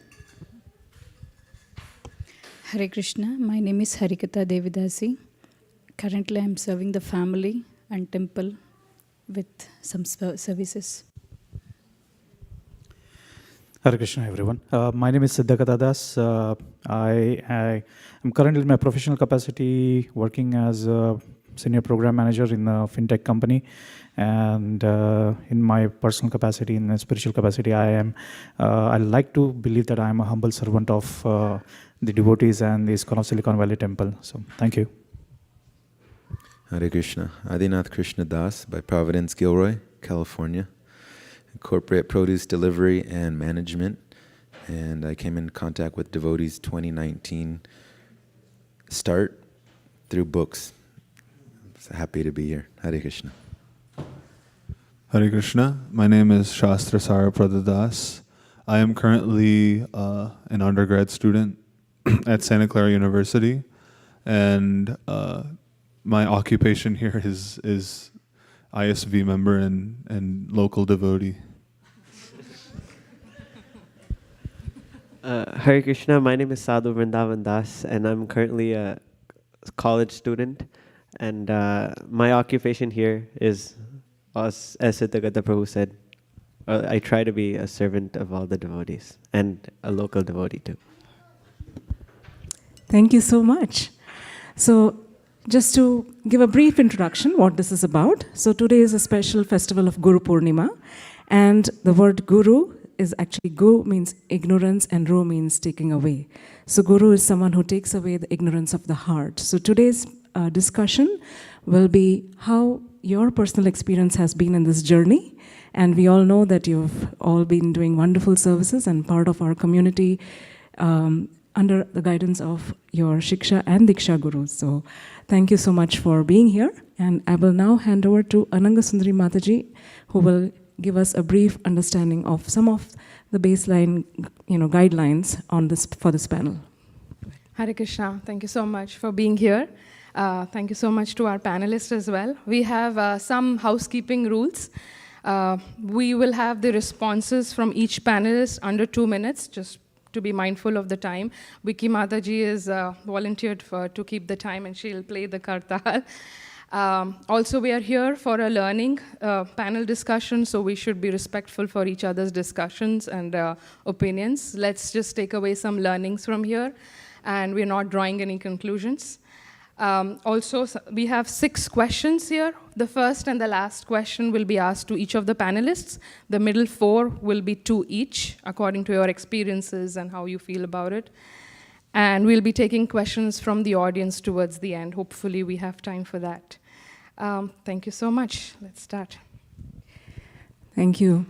So we take blessings of each of our gurus, as well as Srila Prabhupada, Acharyas, as well as Shri Radha Madan Mohan, Sriman Mahaprabhu, Lakshmi Narasimhadev, and Panchatattva for guiding us in this journey for the next half an hour.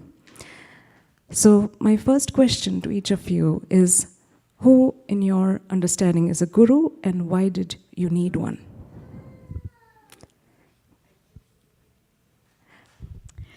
So, in my understanding, a guru is someone who has received the tradition, our tradition of Bhakti Yoga, by a guru himself. So he's in the line, the disciplic succession of gurus, and he's bona fide in the sense that he's received this understanding from this line. So the knowledge has been passed down authentically. And he is someone who has fully realized this knowledge, so he's able to control his tongue, belly, genitals, speech, as said in NOI. And when he's fully qualified in that way, he's able to pass down this tradition to others. And in sense of why we need a guru, I think that bhakti is a very personal path, and in order to make progress, we really need to feel Krishna's presence in our life and Krishna's love in our life. And it's kind of hard to have a relationship with Krishna without a guru, because we can pray to Krishna and then, you can feel Krishna's love in your life play out. Like after you pray, you can kind of see that response to prayer. But when you have a guru, I find that it's so much easier because there's an actual person, like a representative of Krishna who's there. And, you're able to talk to them like face to face. You're able to get immediate responses. You're able to feel their love for you in your life. And you're able to, reciprocate with that love and serve them. And so it really just deepens the whole personal aspect of this practice. And I feel that a guru is such a fundamental part of this faith that is just so necessary. Thank you. Thank you, Kaylee. When Srila Prabhupada, ISKCON's founder Acharya, first visited England, one reporter asked him a question, what have you come here for? He replied, I have come here to tell you that which you have forgotten. What we all have forgotten is our relationship with Krishna, and Guru is the one who reminds about it and helps us reconnect, re-establish that relationship to Krishna.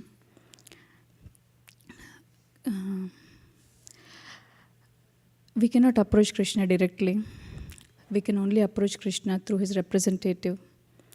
We see this in Srimad Bhagavatam in the life of Narada Muni. In his previous life, he was the son of a maidservant. He didn't have any means to connect to any higher purpose in life.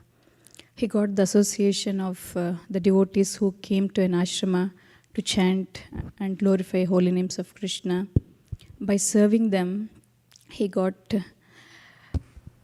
he came to know what the goal of life is, and he perfected his life in their association and following their instructions. Thank you, Mataji. So, in our Shastra, there is a specific mention about Guru. If you look at the Advaya Taraka Upanishad, which has discussions about Guru, there is a verse in there which says, Gu andakara syat ru well, basically, it in essence, it means that the word gu means darkness, and ru means somebody who delivers you from the darkness. And together, that syllable, guru, makes that the person who will help you in your spiritual progress. He will open your eyes with the torch of knowledge, spiritual knowledge, and help you find pure love for the God. You help you on the path of the devotion service. So that's a guru. And a bona fide guru is somebody who will not expect to be, worshipped, because he will consider himself as a servant of the Lord. But as a disciples, we look at our guru as good as the Lord, because he is a representative, the direct representative of the Lord, and that's how we worship our guru. So that is basically my thought about a guru, who a guru should be. And he basically takes us from a stage of being a neophyte, and he shows us the right direction. He provides his inputs, his guidance throughout our life, and he's there for us. And it helps us on our journey to achieve spiritual progress. So that's in a nutshell. Who is Guru and why we need one? There's a question, 2 questions. Guru is someone who learned from his Guru. He has a teacher himself. It's based on Shastra, means someone has written it down who has been thoroughly purified by austerity and has thus received mercy directly from the source. And we could test out.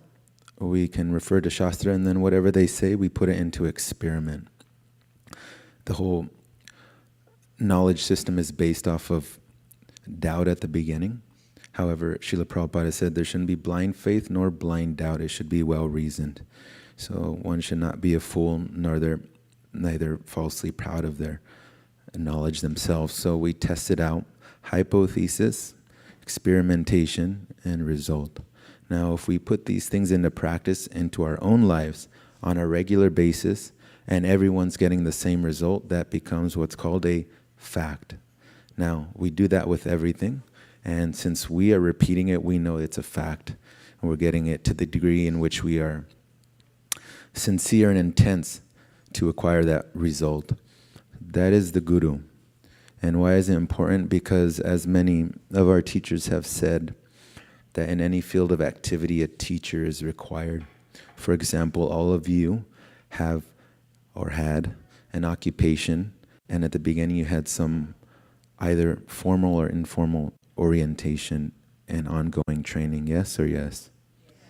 As our Shiksha Guru, Shivas Pandit Prabhu says. So this yes or yes, this is in every field of activity, because it takes constant refinement for anyone that wants to continue this process and have a higher goal.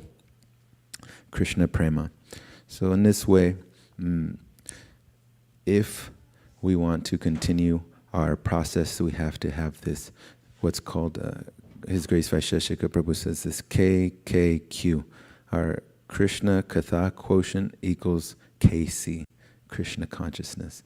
So if our Guru is 10% engaged, then we also are trying to be 10% engaged, then we'll have a result, and we can notice that ourselves. So the importance is to have this Guru who gives us a direction in life. It's an instruction manual. Even one person has said, and I'll end with this, is the Bible as basic instructions before leaving earth, the acronym.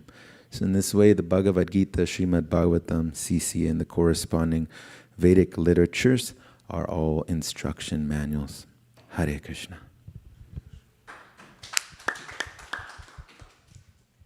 Hare Krishna. The definition of Guru has, or the characteristics of Guru has been given in the Shastra very clearly. Prabhupada quotes many times that Guru has to be Shrotriyam and Brahmanishtham. Shrotriyam means that Guru has to be very, very learned in the scriptures. This is because without proper learning in the scriptures, one will not have the capacity to clear doubts sufficiently. If one clears doubts without quoting the relevant scriptures, it just becomes mental speculation. One person gives one answer, another person gives another answer. But in our parampara, everybody gives consistent siddhanta quoting scripture. So Guru is Shrotriyam, and he is, as you know, as it says in Bhagavatam, Shabde Parecha Nishnatam. He knows the conclusions of Shabda, of scriptures. The second is Brahmanishtam. They have to be very, very well situated in the Supreme Truth. What this means is they have to have had practical experience of the path of bhakti. At least in our context, I'm assuming we're looking for a guru who's advanced in the path of bhakti because we are interested in bhakti only. So guru has to have a practical experience of it. This is very common sense, because even for learning something as simple as the alphabet, someone had to come and say, okay, this is how you write A, and this is how you write B, and C, and so on. But if that person first of all should have had thorough knowledge of how to write the alphabet, and that person should also have had practical experience of writing the alphabet themselves. So similarly, this is obviously not one-to-one exactly, but similarly in Krishna consciousness, one has to have extremely thorough knowledge of scriptures so that they can clear all doubts and explain everything to the disciple, and also should have had practical experience of it, because then the advice can become very practical for the disciple as well, according to time, place, and circumstance, because time, places, and circumstances are constantly changing, and the guru has to be able to advise the disciple based on the needs of the hour. And not only the needs of the hour, but based on the restrictions and the conditions that people are facing and the time the disciple is trying to progress and advance on the path. Hare Krishna. Hare Krishna. So a guru is a representative of the Lord, and he comes down to deliver the fallen souls. He comes down to this material world to take the souls back to Krishna. In the Guru Puja, right before singing the Guru Puja, we also say Naivo Payante Pachitam Kavayastavesha, where it says that the Lord appears internally as the Paramatma and externally as the Acharya.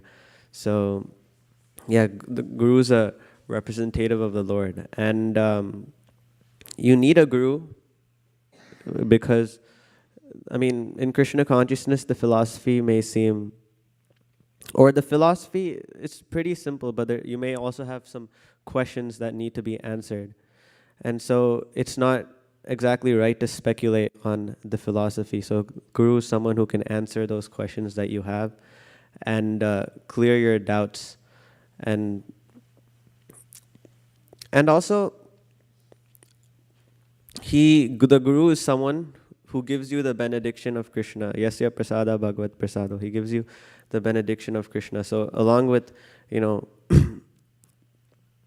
having a authoritative source on the scripture who can answer your questions, he also Krishna gives you his mercy through the Guru. So by approaching a Guru, you can gain the mercy of Krishna and also at the same time, read the Shastra properly and learn from a learned source. So, yeah. Thank you. Thank you, dear devotees. Thank you so much for illuminating all of us on the importance of Guru and why we need one and kicking this off. Our next question will be to two panelists. What is the importance of taking Diksha under a living Guru, as Yugal Kishore Prabhu is also mentioning? Shastra Sir, do you want to? Taking Diksha under a living Guru is very important. I just previously gave the example of learning ABCs. You can't learn ABCs as a child, you can't learn it from a textbook, because you can't even read the text. The very basis of education cannot even be given without someone actually coming and showing it to you personally. What to speak of bhakti, which is so much more deep than that. For that, you need a living Guru. You need someone who can directly answer your doubts. You can't, for example, if I was to ask a question about Facebook usage and bhakti, and Rupa Goswami was there, Rupa Goswami wouldn't know what Facebook is because internet didn't even exist 500 years ago. I would need someone of the modern day who could give me some guidance on the subject matter.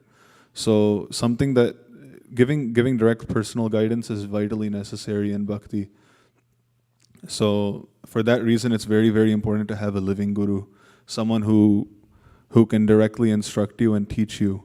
Because without that, what happens is the road to misconceptions is very easily joined very quickly without someone directly clarifying doubts and teaching you directly. And traditionally also mantra is received also from a physical guru, because the guru speaks it into your ear, which isn't possible from in any other, to speak into your ear, they have to be there. So, yeah. Hare Krishna. Thank you so much. Harikatha Mataji, would you please? As Shastra nicely mentioned about, I would like to add further. Krishna mentions in Bhagavad Gita 13.8 about Acharyopasanam, approaching a bona fide real guru. It's not optional, it's essential. It's actually all our progress comes from the mercy of spiritual master from the beginning till we perfect our life. How important is it to take shelter from a living guru is to practice bhakti. First of all, bhakti is to please Krishna, anukulyena Krishnanushilanam. How to please Krishna, what does he like, we can know only by hearing from the spiritual master. And it's his own shining example through which we can learn. Not only that, when we have this relationship with the spiritual master, the progress becomes fast.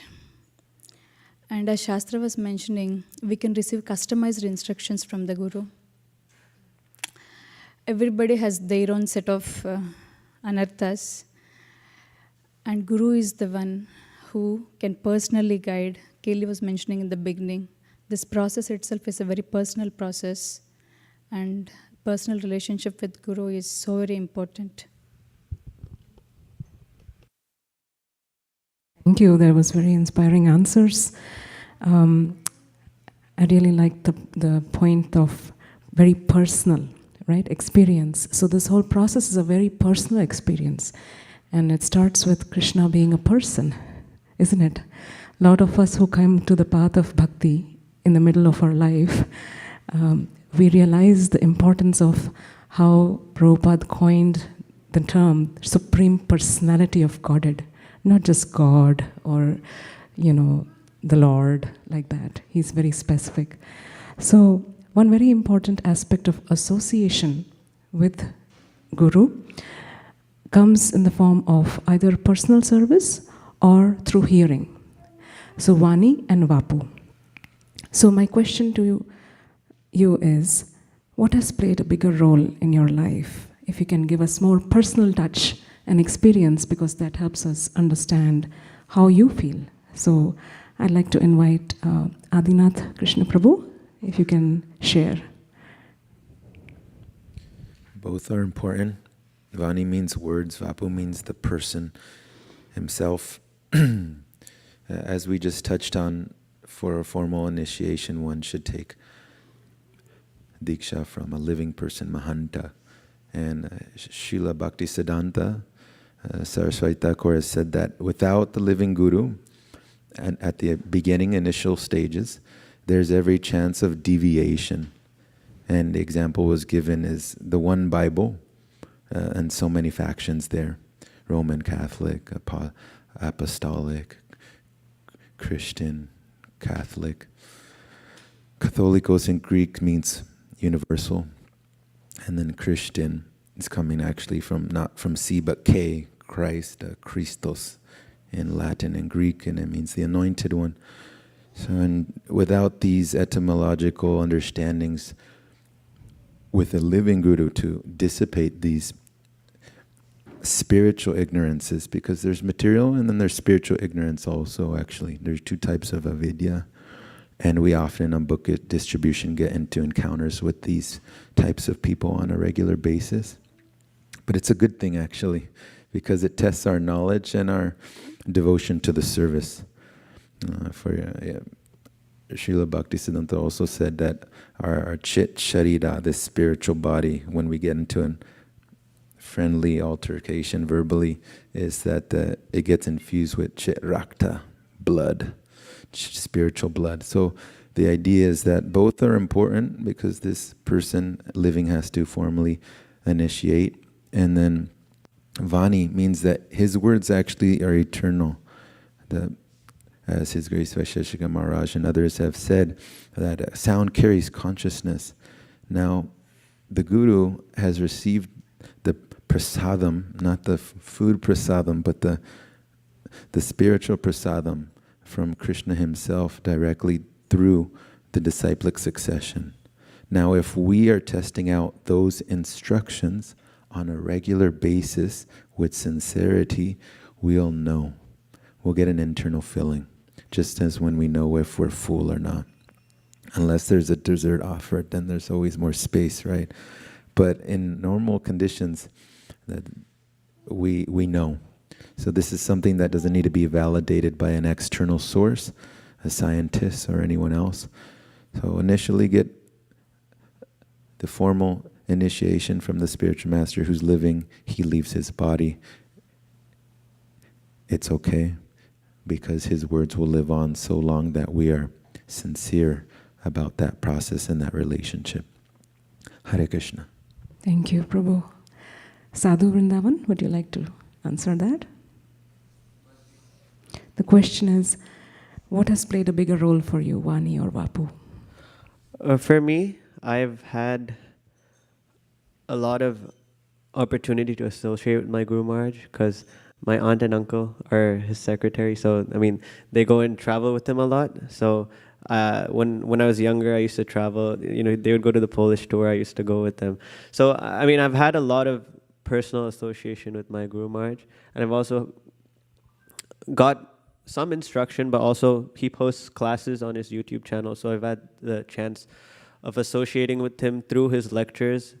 So I would say both have played a role in my life because, you know, whenever he comes to ISV, it's really nice, but whenever he leaves, I start missing him and it feels kind of dry. But because of his classes, I get to, you know, it feels like I'm right there with him through his classes and instructions. So both have played a really big role in my in my life. Yeah. That's great. Thank you so much. Thank you so much. Following on the same thought, because all of you are serving your spiritual master so nicely. Some of you see him every day and some of you not so much. Our next question is, what convinced you to choose your guru? Kaylee, would you like to answer? Hare Krishna. Well, for me, I was quite young when I met my guru. I was 14, not that young, but pretty young. And, you know, I felt like a lot of the other kids at ISV kind of knew that, you know, they were like, they kind of figured out like, oh, this is my guru. But my whole life, I didn't really feel that connection yet. But when I met my Guru Maharaj, that was the first time I ever met him. I think I barely heard of him before that.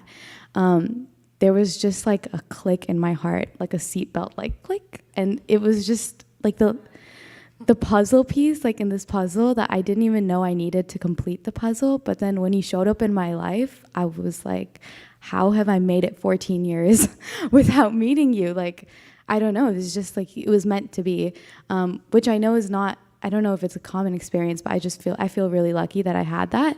And, you know, another thing I think is that I've heard the analogy that Prabhupada's disciples, it's like light hitting a crystal and then different colors appear. So every guru has their own, what's a better word? I want to say their own vibe, but they have their own attitude, they have their own personality, and different people, you know, they vibe with different gurus better.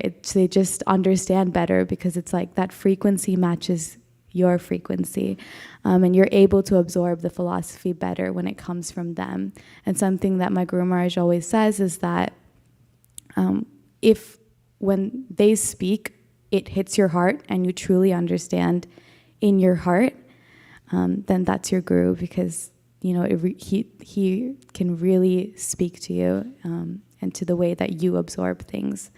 So yeah, I think there's every disciple should feel that their guru is the best devotee. And even though there's lots of good devotees, you should feel in your heart that your guru is the best. And I think that's how you would know. Thank you so much. Thank you. Siddhakata Prabhu, would you like to answer? What convinced you to choose your guru? Right. It was, for me, it was when I first saw my Guru Maharaj, His Grace Vaisheshika Prabhu, at the Mahagaur Purnim. That was like, I was, wow. Who's this person? There was curiosity in my heart that who is this person who's speaking so eloquently and knows his Shastra. And that's when I started, listening more classes from my Guru Maharaj. I mean, then I didn't knew him that he will be my Guru Maharaj, but typically the process was, for me, was like you come up with a list of who you want to listen, and then, as Kelly was saying, that there's somebody who strikes to your heart.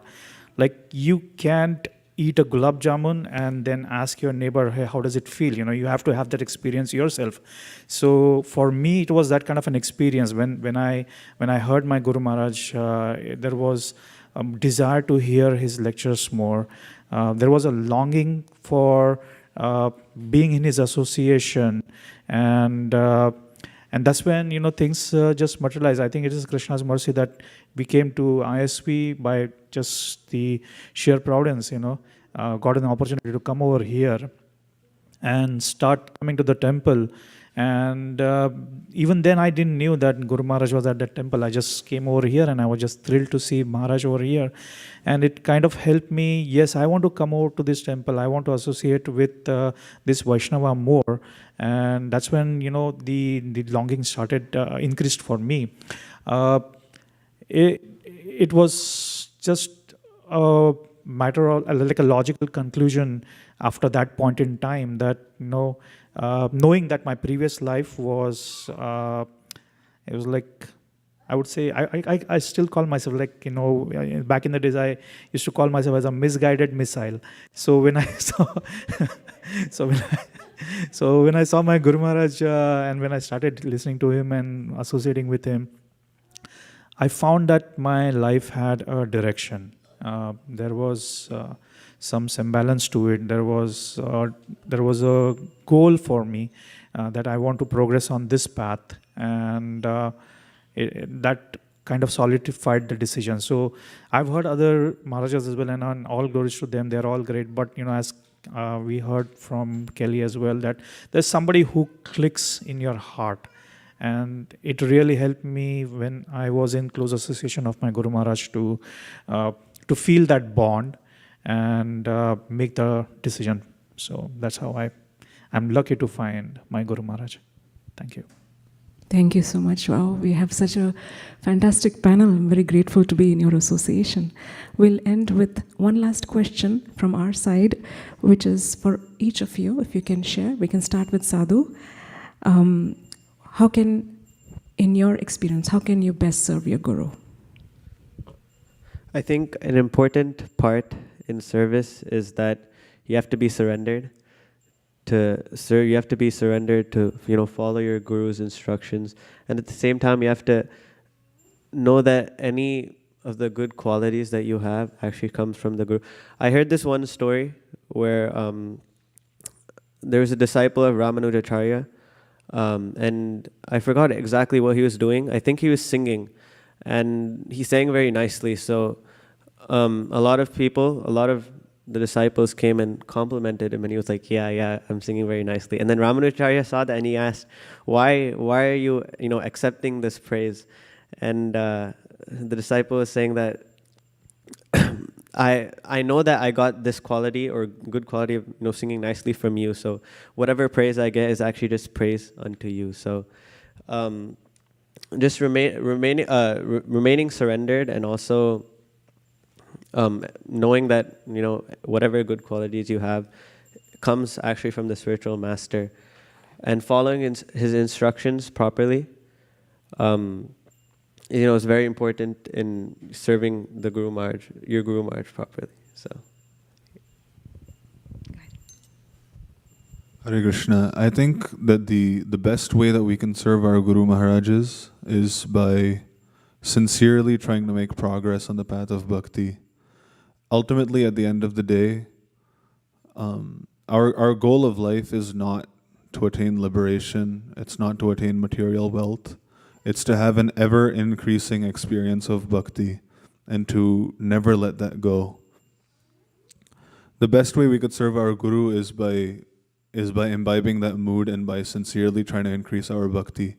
This is because, at least in our context, we are in the line of Sri Chaitanya Mahaprabhu and we are followers of Srila Rupa Goswami. And this mood has been passed down through Srila Prabhupada and onwards of sincerely trying to serve Krishna with no expectation of personal pleasure. And that itself is the greatest joy. And in order to make that process so relishable, we have been left such a wonderful canon of literature. If someone takes a look at the Nectar of Instruction, such few verses have contained so much. So much. One can spend a whole year going into one of those verses. And that's what we've gotten through our Guru Parampara. So the best thing we can do to serve our Guru and to also to honor the Parampara before our Guru, which would give great pleasure to our Guru because our Guru is a servant of our Parampara, is to take advantage of the resources that have been given to us and to sincerely serve Radharani and Krishna in Vrindavan. And through that, we can really make use of what has been given to us and a natural overflow of direct spiritual experiences wanting to share it with other people because people are really, really missing out. So naturally, when we read Srimad Bhagavatam and we see how awesome it is, we naturally want to tell other people about it and tell them that, please take this. And we could really, prachar is an expression of our own spiritual progress. So just to put it short and sweet, making genuine progress on the path of bhakti and becoming pure devotees is the best way to serve our Guru Maharaj and our Parampara.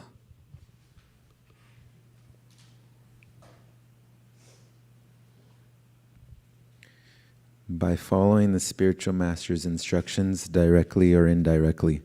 And I bring up His Grace Vaisheshika Prabhu because he's relevant to all of us here. That's the reason for that. So for example, he says, recite Chad every day. If you don't know what it means, chapter a day, around text, chapter 10, text 1 through 21. So he says that, do that. Possible? So we can do that. That's really as simple as that. He gave this example also when we were at Govardhan. If Krishna says to circumambulate Govardhan Hill, what do you do? If Krishna says to water Tulsi with some devotion, what do you do? So there's the simplicity of Bhakti Yoga in general as well as the spiritual masters. It's very direct, actually. The only time we can truly deviate from the path is if our mind is clouded due to unwanted association. So therefore, simple and direct, follow the spiritual master's instructions directly or indirectly, and he'll lead us back to Godhead. Hare Krishna. Very nicely said. I try to constantly remind myself of the KISS, but for me, it's like keep it simple, Siddhakatha. So I'll try to always remind myself, and as Adinath Krishna Prabhu said, that if you just keep doing what your Guru has advised you, I think your life is successful at that. You keep doing your sadhana, keep doing your seva, keep reading Prabhupada's books, associate with the devotees. I think these are the main fundamentals. Follow your regulative principles. These are the main fundamental basis of our spiritual life. And if you just keep doing that, it increases your happiness index over a period of time. I've noticed that over this last 10 years, I feel more calm. I feel more collected with my thoughts. not the old self. Like I sometimes I look back and I feel that, yeah, there has been a progress in my life from what it was about 10 or 12 years back. And yeah, I just hope that, people realize the essence of having a guru in your life, and how it is going to help you move from point A to point B in a much graceful manner than what typically would happen. So that's my realization. So thank you. Hare Krishna. We can serve our Guru best by being happy. Yes, Bhakti scriptures say that chanting is the best service for the Guru. We have to chant. We have to follow the 9 processes of devotional service, starting with Shravanam, Kirtanam. While doing this, and when we are progressing, when we are maturing in the process of Bhakti, that pleases the spiritual master most. Most importantly, while doing all this, we need to become genuinely happy. That's what pleases him the most. Hare Krishna. So this question, how can we best serve our Guru, is something I actually think about a lot, especially as someone who's kind of young. And I think something that's really important to remember is that when your Guru initiates you, you become his representative, just like he's a representative of his Guru. And so the way you live your life, the choices you make, your lifestyle, everything is a reflection. It ends up being a reflection of your Guru Maharaj. And one day, they will leave the world, just as everyone will. And what do they leave behind? They leave behind books, instructions, of course, but they also leave behind their disciples. And so all the future generations, the only contact they'll have with your Guru Maharaj is through you. So it's really important that you try to assimilate as much as you can while you have their association, and then keep living your lifestyle in a way that they would want you to. Like, be a type of devotee that they would want you to. Be a kind person, follow the 4 regulative principles, leave a good impression with everyone you meet. Because at the end of the day, it's not as much about you, but it's like you are a disciple. That is a huge part of your identity. And I think especially as a young person, I feel that when your Guru Maharaj initiates you, they're really betting on you. Like they're hoping the best for you, that you're gonna keep it going. So just really try to live up to all that they want for you and hope for you. And I think that would be a great way to serve them in their forever. But yes, thank you so much. Yes. I also feel that, if you closely associate yourself with the mission of your Guru, it helps. Like, for example, Loknath Swami Maharaj, he's spreading the holy name of the Lord. Vaisheshika Maharaj, he is synonymous with book distribution. Or Indrananda Maharaj, again, spreading the glories of the Lord all over the world. Radhanath Maharaj, community development all over the world. So, or even our late Gopal Krishna Goswami Maharaj, he was big into developing temples, constructing temples all over the world. So if you associate yourself with the mission of your Guru, it becomes easy. You immerse yourself in that activity, and by far you don't have to think anything else, because there is going to be so much of seva opportunities for you in that mission to extend that mission further. Your life is going to be always full of spiritual bliss and happiness. So I feel that associating with your Guru's mission is also very important for us as disciples to make progress. And also over a period of time, you see the how the lordships they show their presence in your life through your Guru. So that's a very important realization. It's a very personal realization. All of us go through our stages, but you will definitely see that manifesting through your Guru. So I would add this one more point, that associate yourself with the mission of your Guru. Thank you. Thank you so much. Thank you, dear panelists, dear devotees. So grateful to be in your association. Thank you for reminding us.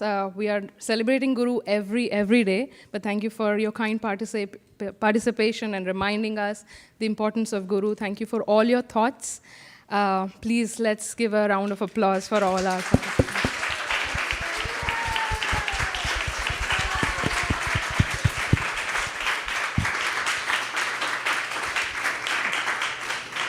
Yeah. So I was just going to say that do we have time for audience to ask questions? If anyone has some pressing questions. Yes. Oh.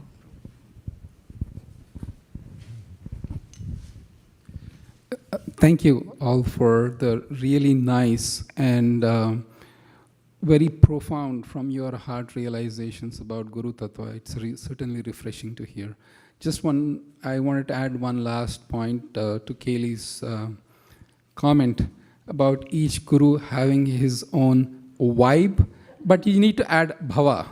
Each guru has his own vaibhava. So.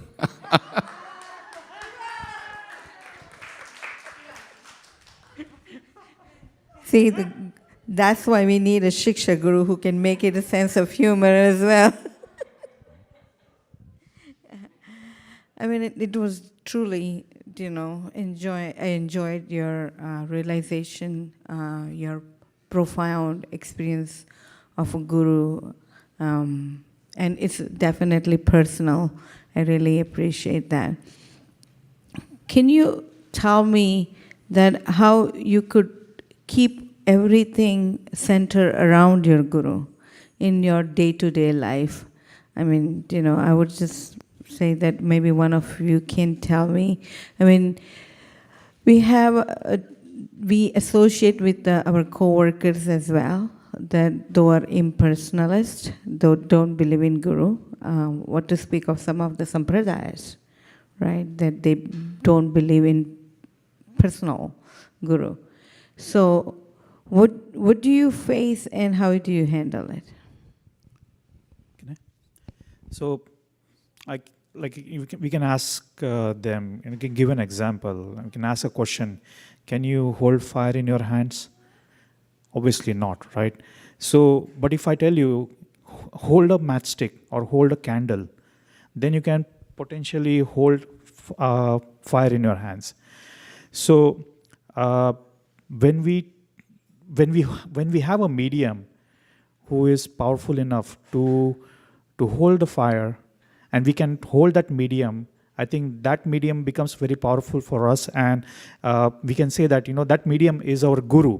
If you don't have it, if you're trying to hold the fire in your hand directly, it's like you're trying to reach God directly, and that's typically what we see and we hear, that why do I need a guru in my life when it is just between me and my God? As this example, you can't hold a fire directly in your hands. You need some medium which can understand the Lord and can translate the information back to you in the correct way, in the disciplic succession, what the guru has learned through his guru and through his guru, going all the way back to Krishna. Only then you can be certain that you will get the correct knowledge. So does that answer your question? Like having a guru, why do we need, or how when we are dealing with the impersonalist, how we can encourage them to, have a guru? Yeah, you did. Thank you so much. Can I hear from one more panelist? I'm just... Shastra? I think Sadhu wanted Vaishesh Kumar says that when, instead of doing your daily duties, for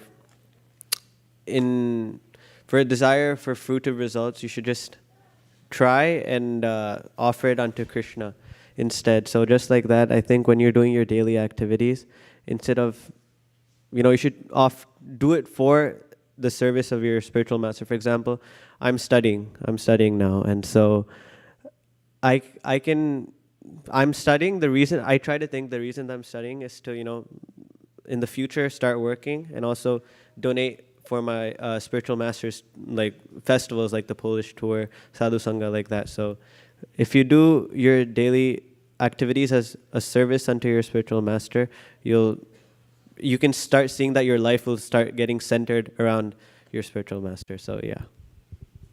Okay, one last question from me. So Vaisheshika Prabhu is our local guru. We do feel our connection to our spiritual master, and they have also have mentioned to us personally to take a shelter of our local authority as well. How do I abide his mood, and how do I see that everyone else are also abiding in their own capacity, and how I can feel inspired that in my life?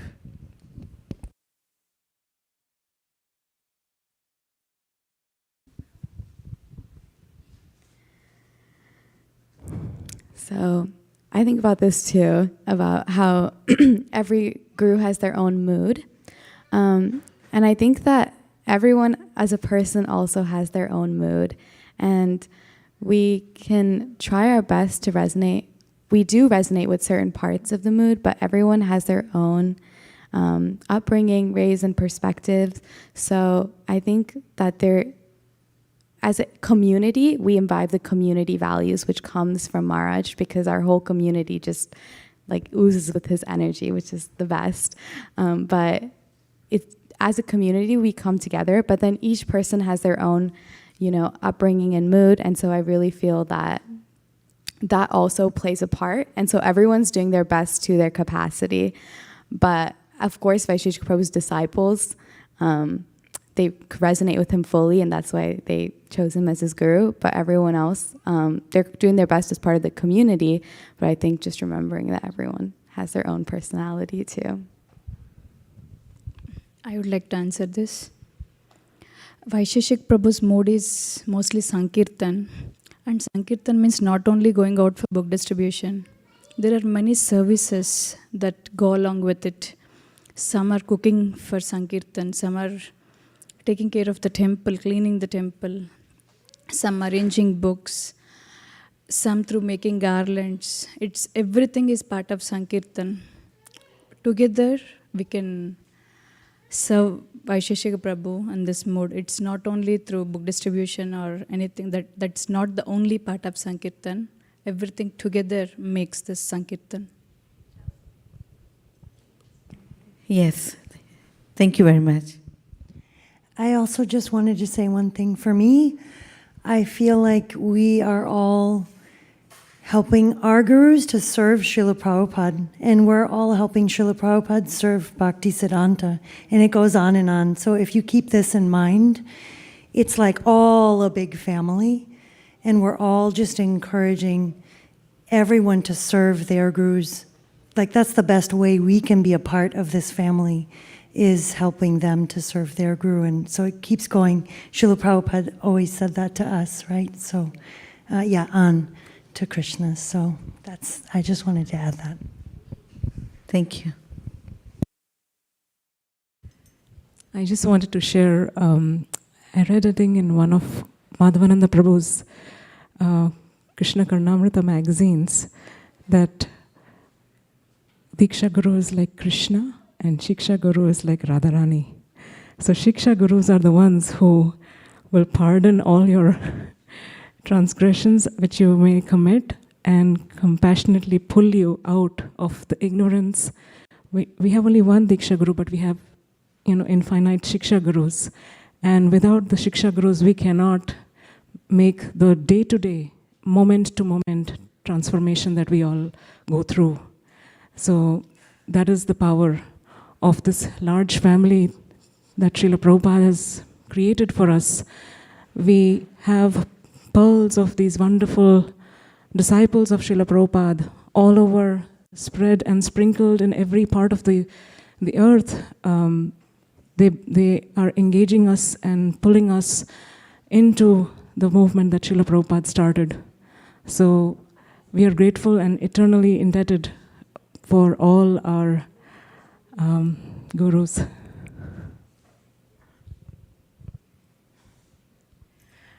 So we would like to conclude, and we want to also thank Srivas Pandit Prabhu, who is a Shiksha Guru for us, for so many of us doing structured study as Bhakti Shastri, Bhakti Vaibhav, and hopefully Bhakti Vedanta. Without your presence, Prabhu, we would not be lifted out of our ignorance in our day-to-day life.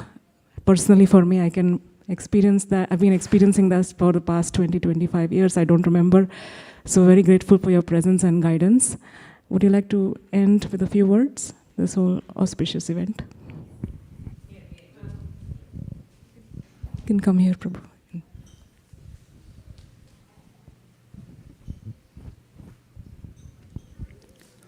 Hare Krishna.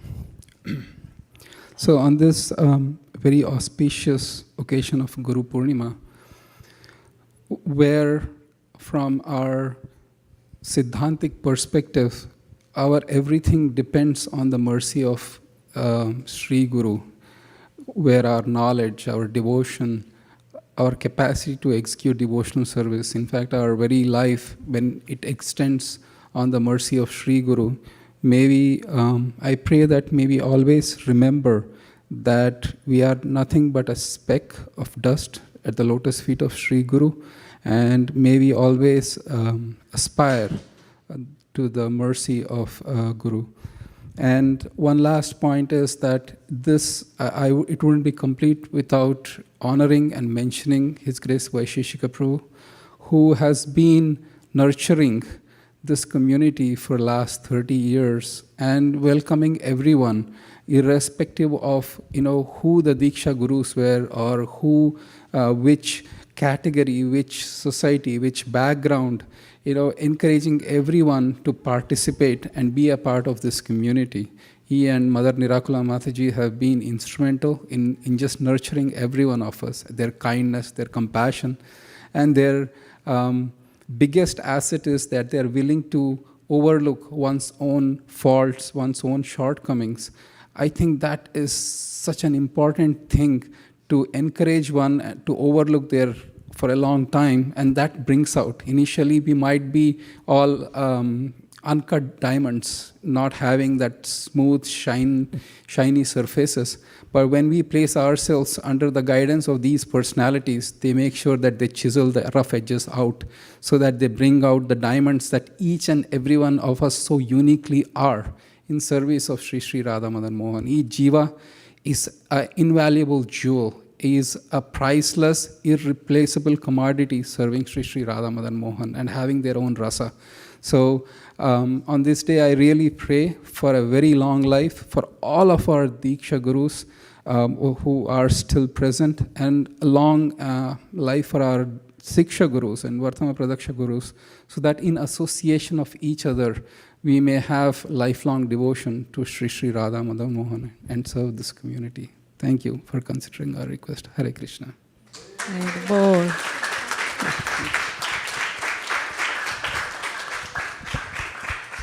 Thank you. With that, we'd like to stop.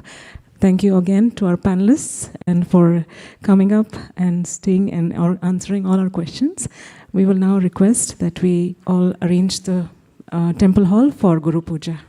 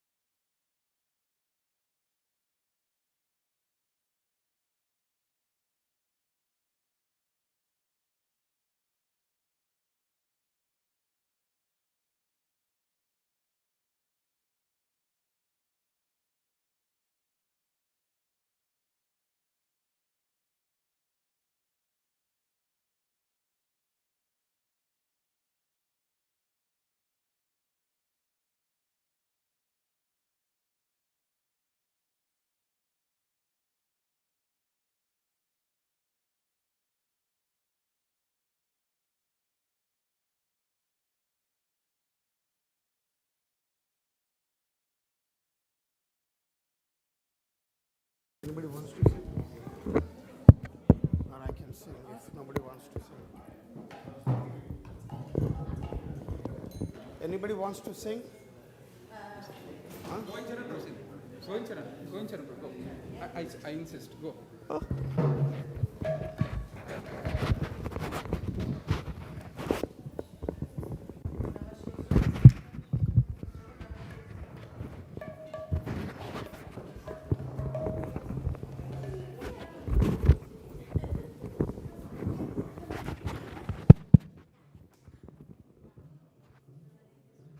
Chadiya Vaishnava Seva Nistare Paye Che Keba. Chadiya Vaishnava Seva Nistare Paye Che. Chadiya Vaishnava Seva Nistare Paye Che Keba. Chadiya Vaishnava Seva Nistare Paye Che Keba. Chadiya Vaishnava Seva Nistare Paye Che Keba. Chadiya Vaishnava Seva Nistare Shreshtam Manmapi Shachiputram Matra Swarupam Shrirupam Tasyagrajam Murpurim Maturim Goshtavatim Radha Kundam Gevaram Mahoralika Madhavasham Prapto Yasya Pratita Kripaya Shri Gurum Tam Nakosmi He Guru Jnanadina Bandho Swananda Data Karunaika Sindho Vrindavanasina Hitavatara Prasida Radha Pranaya Prachara He Guru He Dinabandho Karunaika Sindho Guru Prasadam Maimandamode Lakshaparade Bahupapagale Tatpada Parmestu Matishya Krishne Naivopayanti Apachittam Kavyasavesha Brahmavishapi Kritam Riddhamuda Smaranta Yotar Bahistanabratam Shubham Vidurvan Acharya Chaita Vapusha Swagatim Janakti. Without serving this representative of Krishna, nobody can approach Krishna. I bow down to the beautiful lotus feet of my spiritual master, by whose causeless mercy I have obtained the supreme holy name, the divine mantra, the service of the son of Sachimata, the association of Srila Swarup Damodar, Rupa Goswami and his older brother Sanatan Goswami, the supreme abode of Mathura, the blissful abode of Vrindavan, the divine Radha Kund and Govardhan Hill, and the desire within my heart for the loving souls of Sri Radhika and Madhava and Vrindavan. O spiritual master, O giver of divine wisdom, O friend of the fallen, you are the giver of your own bliss and you are the only ocean of mercy. Although dwelling in Vrindavan, you have descended for the welfare of fallen souls like myself and you are preaching the divine love of Radha from Krishna. Please be kind upon me. O friend of the lowly, O Gurudeva, you are the only ocean of mercy. I am a dull fool and have committed hundreds of thousands of offences. I have fallen into a dense myriad of sins. Therefore, grace me with your mercy so that my mind may be fixed on your lotus feet and on Sri Krishna. O my Lord, transcendental poets and experts in spiritual science could not fully express their indebtedness to you, even if they were endowed with the prolonged lifetime of Brahma. For you appear in two features, externally as the Acharya and internally as a super soul, to deliver the embodied living being by directing him how to come to you. The lotus feet of our spiritual master are the only way by which we can attain pure devotional service. I bow to his lotus feet with great awe and reverence. By his grace, one can cross the ocean of material suffering and obtain the mercy of Krishna. Our only wish is to have our consciousness purified by the words emanating from his lotus mouth. Attachment to his lotus feet is a perfection that fulfills all desires. He opens our darkened eyes and fills our hearts with transcendental knowledge. He is our Lord birth after birth. From him ecstatic prema emanates, by him ignorance is destroyed. The Vedic scriptures sing of his character. Our spiritual master is the ocean of mercy, the friend of the poor, and the Lord and master of the devotees. O Master, be merciful unto us. Give us the shade of your lotus feet. Your fame is spread all over the three worlds. Shri Guru Charana Padma Kevala Bhakti Sadma Shri Guru Charana Padma Kevala Bhakti Sadma Andamoi Savadana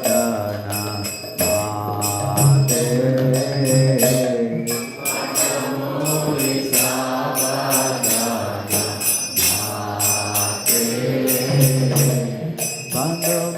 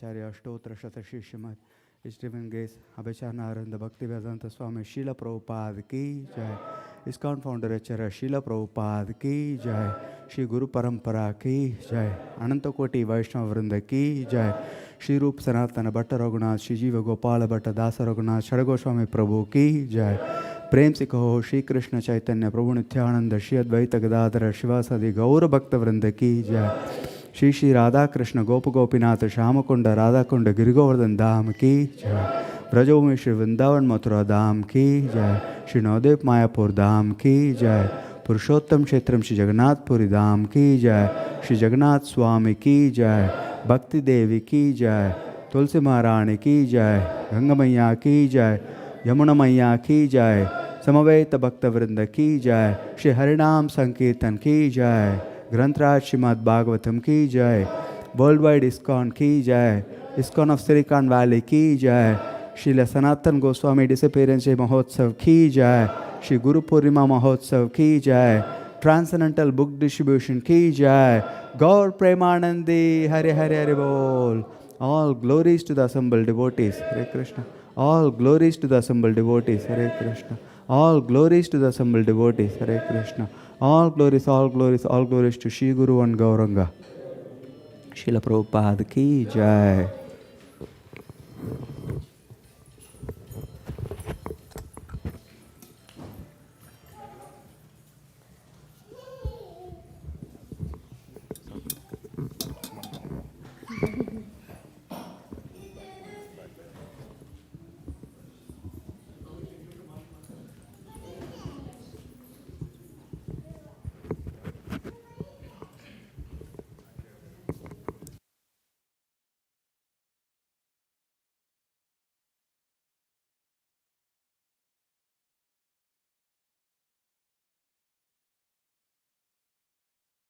Hare Krishna.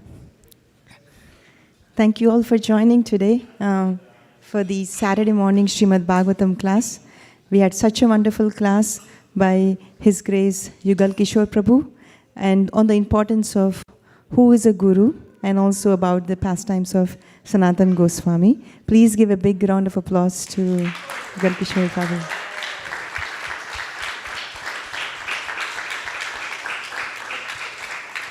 And also followed by our panel interview, which was really amazing. What did you all think about that? Yeah?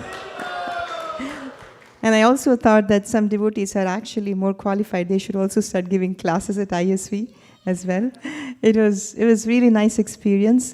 It was such a wide variety of ideas and thoughts that came out. Actually, I felt very encouraged in my devotional service and Krishna consciousness as well. So thank you to all the panelists who actually shared their wonderful experiences. I see some here. Please give them a big round of applause.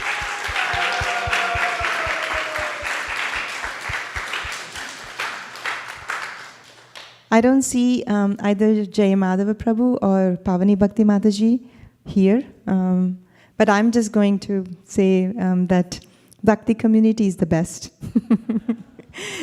We meet so many people when we go out on Sankirtan, and just the fact that they all are being taken care when they and if they come to the temple or if they show some interest is such a big sign of relief, because we always wonder that, oh, we gave a book, but what's next? If they are interested, what's next?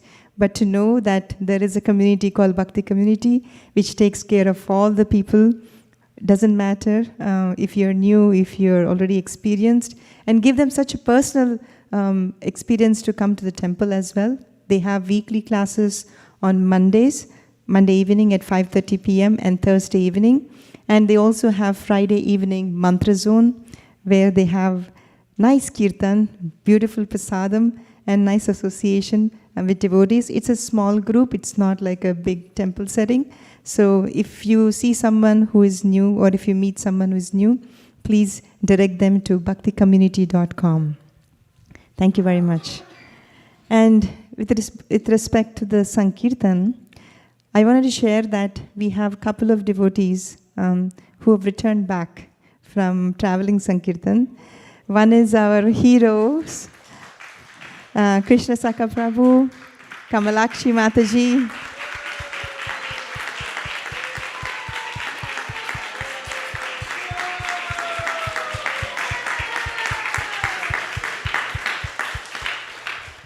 It is said that when somebody goes on a battlefield and when they come back, they have a big, big ceremony in their hometown. So we know that all the devotees go out on Sankirtan, but we have Krishna Saka Prabhu and Kamalakshi Mataji who went out for traveling Sankirtan for 1 whole month. We heard so many of your glories because devotees have visited you. Achyuta Chaitanya Prabhu visited you, and then Halada Rupa Prabhu also visited you in traveling Sankirtan. Do you mind sharing? I know for 1 month there are a lot of experiences to share, but do you mind sharing a few? And Kamalakshi also, please come. Yeah.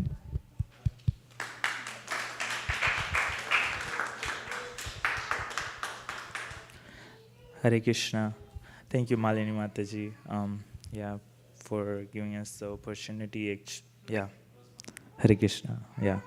Please accept my humble obeisances, all the devotees. It's your blessings and prayers that we unqualified, foolish people can go and do some service.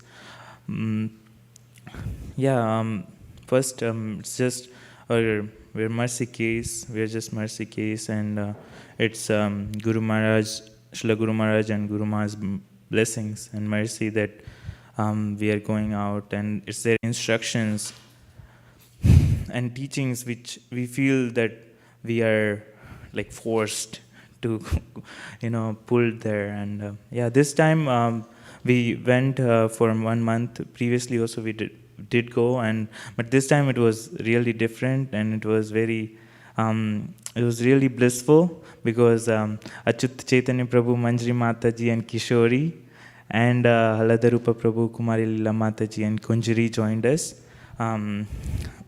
Last time when we did that long, we were feeling little dry, but this time it was all green because we were feeling like at home, because devotees were visiting us, and devotees were coming, and we were getting their association and inspiration. Actually, it was really inspiration seeing Achyut Prabhu and Manjari Mataji and Kishori. At Yellowstone, we remember we started around 10 in the morning after doing our mantras and mantra japa and near beautiful river and everything. And then Manjari Mataji was doing from morning 10 till 8. She wouldn't go to see. There was like millions of people coming to see this spot, this Yellowstone, but she was not at all interested in that. It was like, as they say, higher taste, right? So she was getting so much, and at 8 p.m. we had to pull her. Like there was mosquitoes army attacking us, and she wouldn't come. If we would have gone, then she would have even distributed to mosquitoes the books. I think they would be carrying the books. So, it was really inspiring. It was like, somebody got water after being in desert for many days. We were feeling like that. It was so inspiring. And then, even Achyut Prabhu were constantly guiding and taking their association. And then Haladarupa Prabhu and Kumari Lila Mataji and Kunjari joined us. They were like, we were thinking maybe, people tell us that we do austerity, but they actually do austerity. Prabhu was, because the home we were supposed to stay was little far, then Prabhu suggested that we just stay in the van and car. So Prabhu actually for a couple of days slept in car seat. That is the level of, and I noticed that when there is a heart of service, then the austerities are actually more. You don't feel austerities. It's more joy. You get joy out of it, and seeing these devotees do that, we were really inspired. And I personally grew up. They actually, you can say they like Achyut Prabhu, Haladarupa Prabhu and Matajis, they brought me up in Krishna consciousness like a kid. They actually brought me, and it was nice that I could do some service if I did. I don't know, they had to tolerate me so much, but I'm really grateful. And they were seeing they were pleased and happy. It was really nice for me personally that, I could return something little bit if I could. Yeah. Thank you so much, Mataji. Hare Krishna. There was it. You want to share something? Just stay here.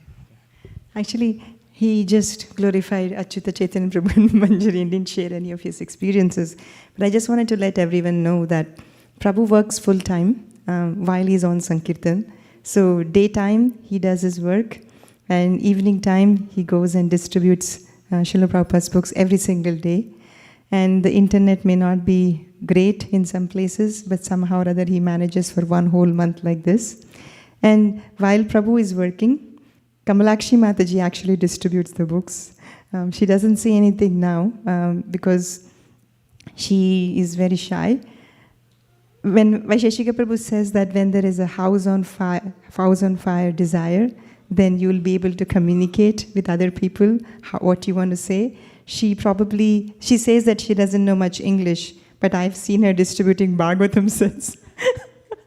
I don't know how that happens because she has that house on fire desire. So they both do this every day for 1 whole month without a break. So we are so grateful that you have dedicated your life in going out and giving mercy to others.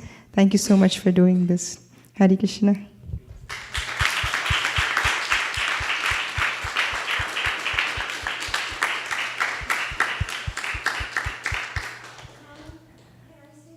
Yes. You know, I've been seeing like all the pictures that you've been sharing, and I feel like you guys are just starting a revolution.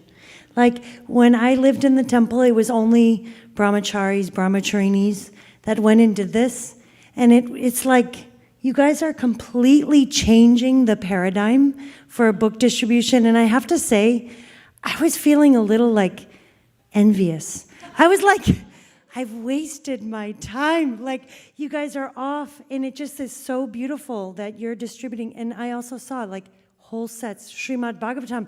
These people are just in, like, traveling mode. I'm like, how can they find that they have the room in their car for Srimad Bhagavatam? Like, I feel like you're paving a way for things that maybe seemed impossible before. And then the fact that friends and families are joining, it's like the new way to take vacation and travel. It's really, so for me, I was just watching from a distance, like with such admiration and inspiration. So I just wanted to share that because I was on the sides just watching, being like, that's amazing what you're doing.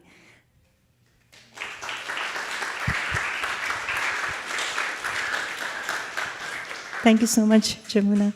And Haldarupa Prabhu, Kunjari and Kumari Leela also went and joined. We're just asking them to share experiences so that, more devotees who want to go and join them, they are welcome. And you can talk to Kamalakshi Mataji and Krishna Saka Prabhu, and they will accommodate you as well. Prabhu, would you like to share quickly some experiences? Kunjari is here too. Must be outside. Hare Krishna. As Malini Mother is saying, if you like to join, prior to you think, I warn you, if you planning to go, you will not like to distribute books in Bay Area. The reason for it is really, one is the openness. You see it outside. The people are so down to, what they are doing it. They are enjoying it, right? And very open to really accept. And second is really the hospitality of Krishna Saka Prabhu and Kamalakshi Mataji. I think she always cook more prasadam than you can honor. Really, every single time I have seen that. So I think the festival, speaking of that, I think we went to the Country Fair Festival in Oregon, 3 days. It's open field. There are 17 different music stages were there. Like per day ticket, $60. And people were staying. Some are, going back. Some are staying. And we were just in parking lot. First day was so amazing. We started Friday. And some are really heard of Bhagavad Gita. Then immediately we jump on showing the Srimad Bhagavatam. And that's what really going. And then next day, with the same excitement we come, but Krishna has his own plan. We got kicked out. Right. So immediately I seen the mood of surrender of Krishna Saka Prabhu. He said, Prabhu, sorry, this has happened because I did this, did that, And immediately, just started chanting, and continuous. And we said, Prabhu, let's take a break. So we went 2 hours back to in the van, cook prasadam. Prasade sarva dukha now. So, and then we follow that. And then still in a prayer, everyone was so grave and in prayers. And then we went and said, now is the last moment. We came all the way from California. Let's do it. And then last 3 hours we did it was really, really amazing than the previous day. So every 10 minutes, 15 minutes, Bhagavatam set is really going, really flying, right? And one of the, I think, couple or one of the lady we met, couple, they were taking care of homeless shelter system. And they say, oh, we need these books like this. So Krishna Saka Prabhu and Kumari, they said okay, they may get Bhagavad Gita and things like that. And then they were asking, show us more, what you have. And they say, they were thinking like they will not take Bhagavatam at all. So he said like, yeah, you take Krishna book and Bhagavad Gita and you can share with, because they are anyway living in homeless house, they may not have space. And then he said, okay, I want to take a whole box of that Bhagavatam set, and she donated $177, right? So, people are there ready to adopt. I think it's Chaitanya Mahaprabhu's mercy. And Prabhupada, we are just instruments, be there and present. So I would wish everyone to really think about it. As Mataji suggested, it's a really amazing way to do vacation. And how you like your vacation, Kunjri? Because everybody were coming, like there was not even a minute to rest. Oh. Like people were coming, can I have a book? Can I have a book?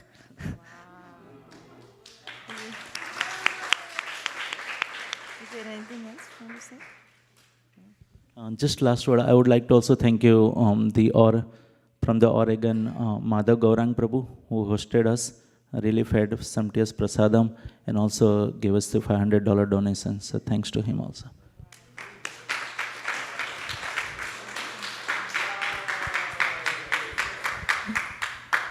Wow, that's so nice. Thank you so much, Prabhu, for sharing. So more to come. Actually, Krishna Saka Prabhu, you should publish your schedule ahead of time so devotees can sign up when anybody wants to join. And back home here, we also want to hear from Dublin Pleasanton team, Harikatha Mataji. She goes on every Saturday, no matter what. Prabhu and the kids are always out on Sankirtan. So today we are lucky to have her here. Please come and share some of your experiences with us.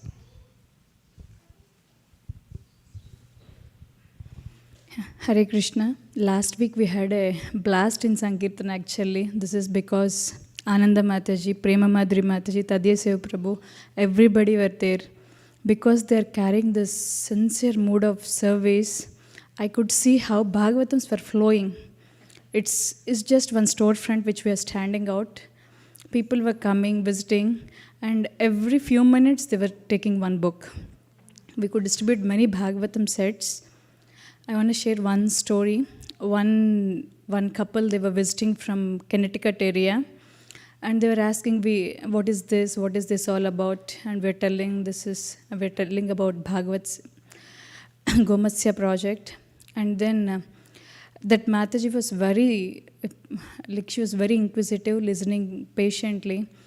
And she was wondering, I'm unable to, we came in flight, we cannot carry these books.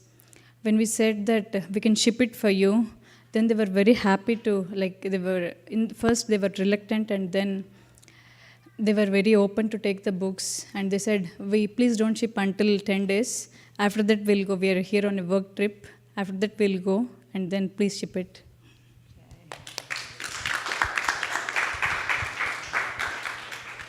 Thank you so much for leaving a good impression, and thank you to Venudari Prabhu and the whole book packing team who are helping us ship the books whenever we have a request. And our goal is we are going towards at least 3,500 Srimad Bhagavatam sets by Bhadra Purnima.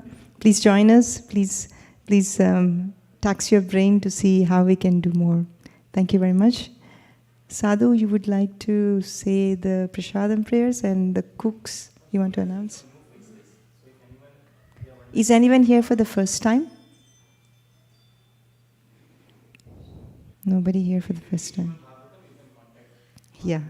If you don't have a Srimad Bhagavatam, and if you'd like to have one, please see one of the devotees, either me or Krishna Saka Prabhu, Haldarupa Prabhu, either Harikatha Mataji, Manjari, or anyone actually. Thank you. And who are the cooks today? Rampriya Prabhu? Just Rampriya Prabhu? Okay. Rampriya Prabhu and his team cooked the breakfast prasadam today. Haribo! Prasadam prayers. Sharira Vidyaja Jodindriya Kahika Jive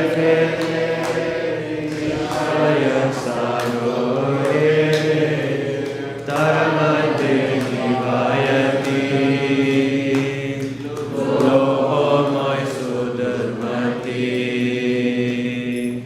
ताके चिता करती न संसारे कृष्ण बड़ो दयामय कोरी बारे दिवाजय स्वप्रसाद अन्न दिलो भाई से अनामित पाओ राधा कृष्ण गुण गाओ प्रेमे ठाको श्री चैतन्य नीताय प्रेमे ठाको श्री चैतन्य नीताय महाप्रसादे गोविंदे नमो रमणी वैष्णवे सर्व पुण्यवतं वरं विश्वासेन विदायते प्रसादे सर्वलोकानां आदयस्य उपजायते प्रसन्नतेन सोऽयसु बुद्धिपर्यावतिष्ठते त्वयोपमुक्तशर्गन्धा वासुलङ्कारचर्चिता उद्दिष्टभोजिनो दासस्तवमायं देमहि शुष्कं परिषितं वापि नीतं वा पुरचेषिता प्राप्तिमात्रेण भोक्तव्यं नत्र कालविचारणा न देशनियमस्तत्र न कलानियमस्तथा प्राप्तमन्नं धृतं शिष्टैर्भोक्तव्यं हरिरब्रवीत् श्री भगवत महाप्रसादम की जय नित्य गौर हरि बोल।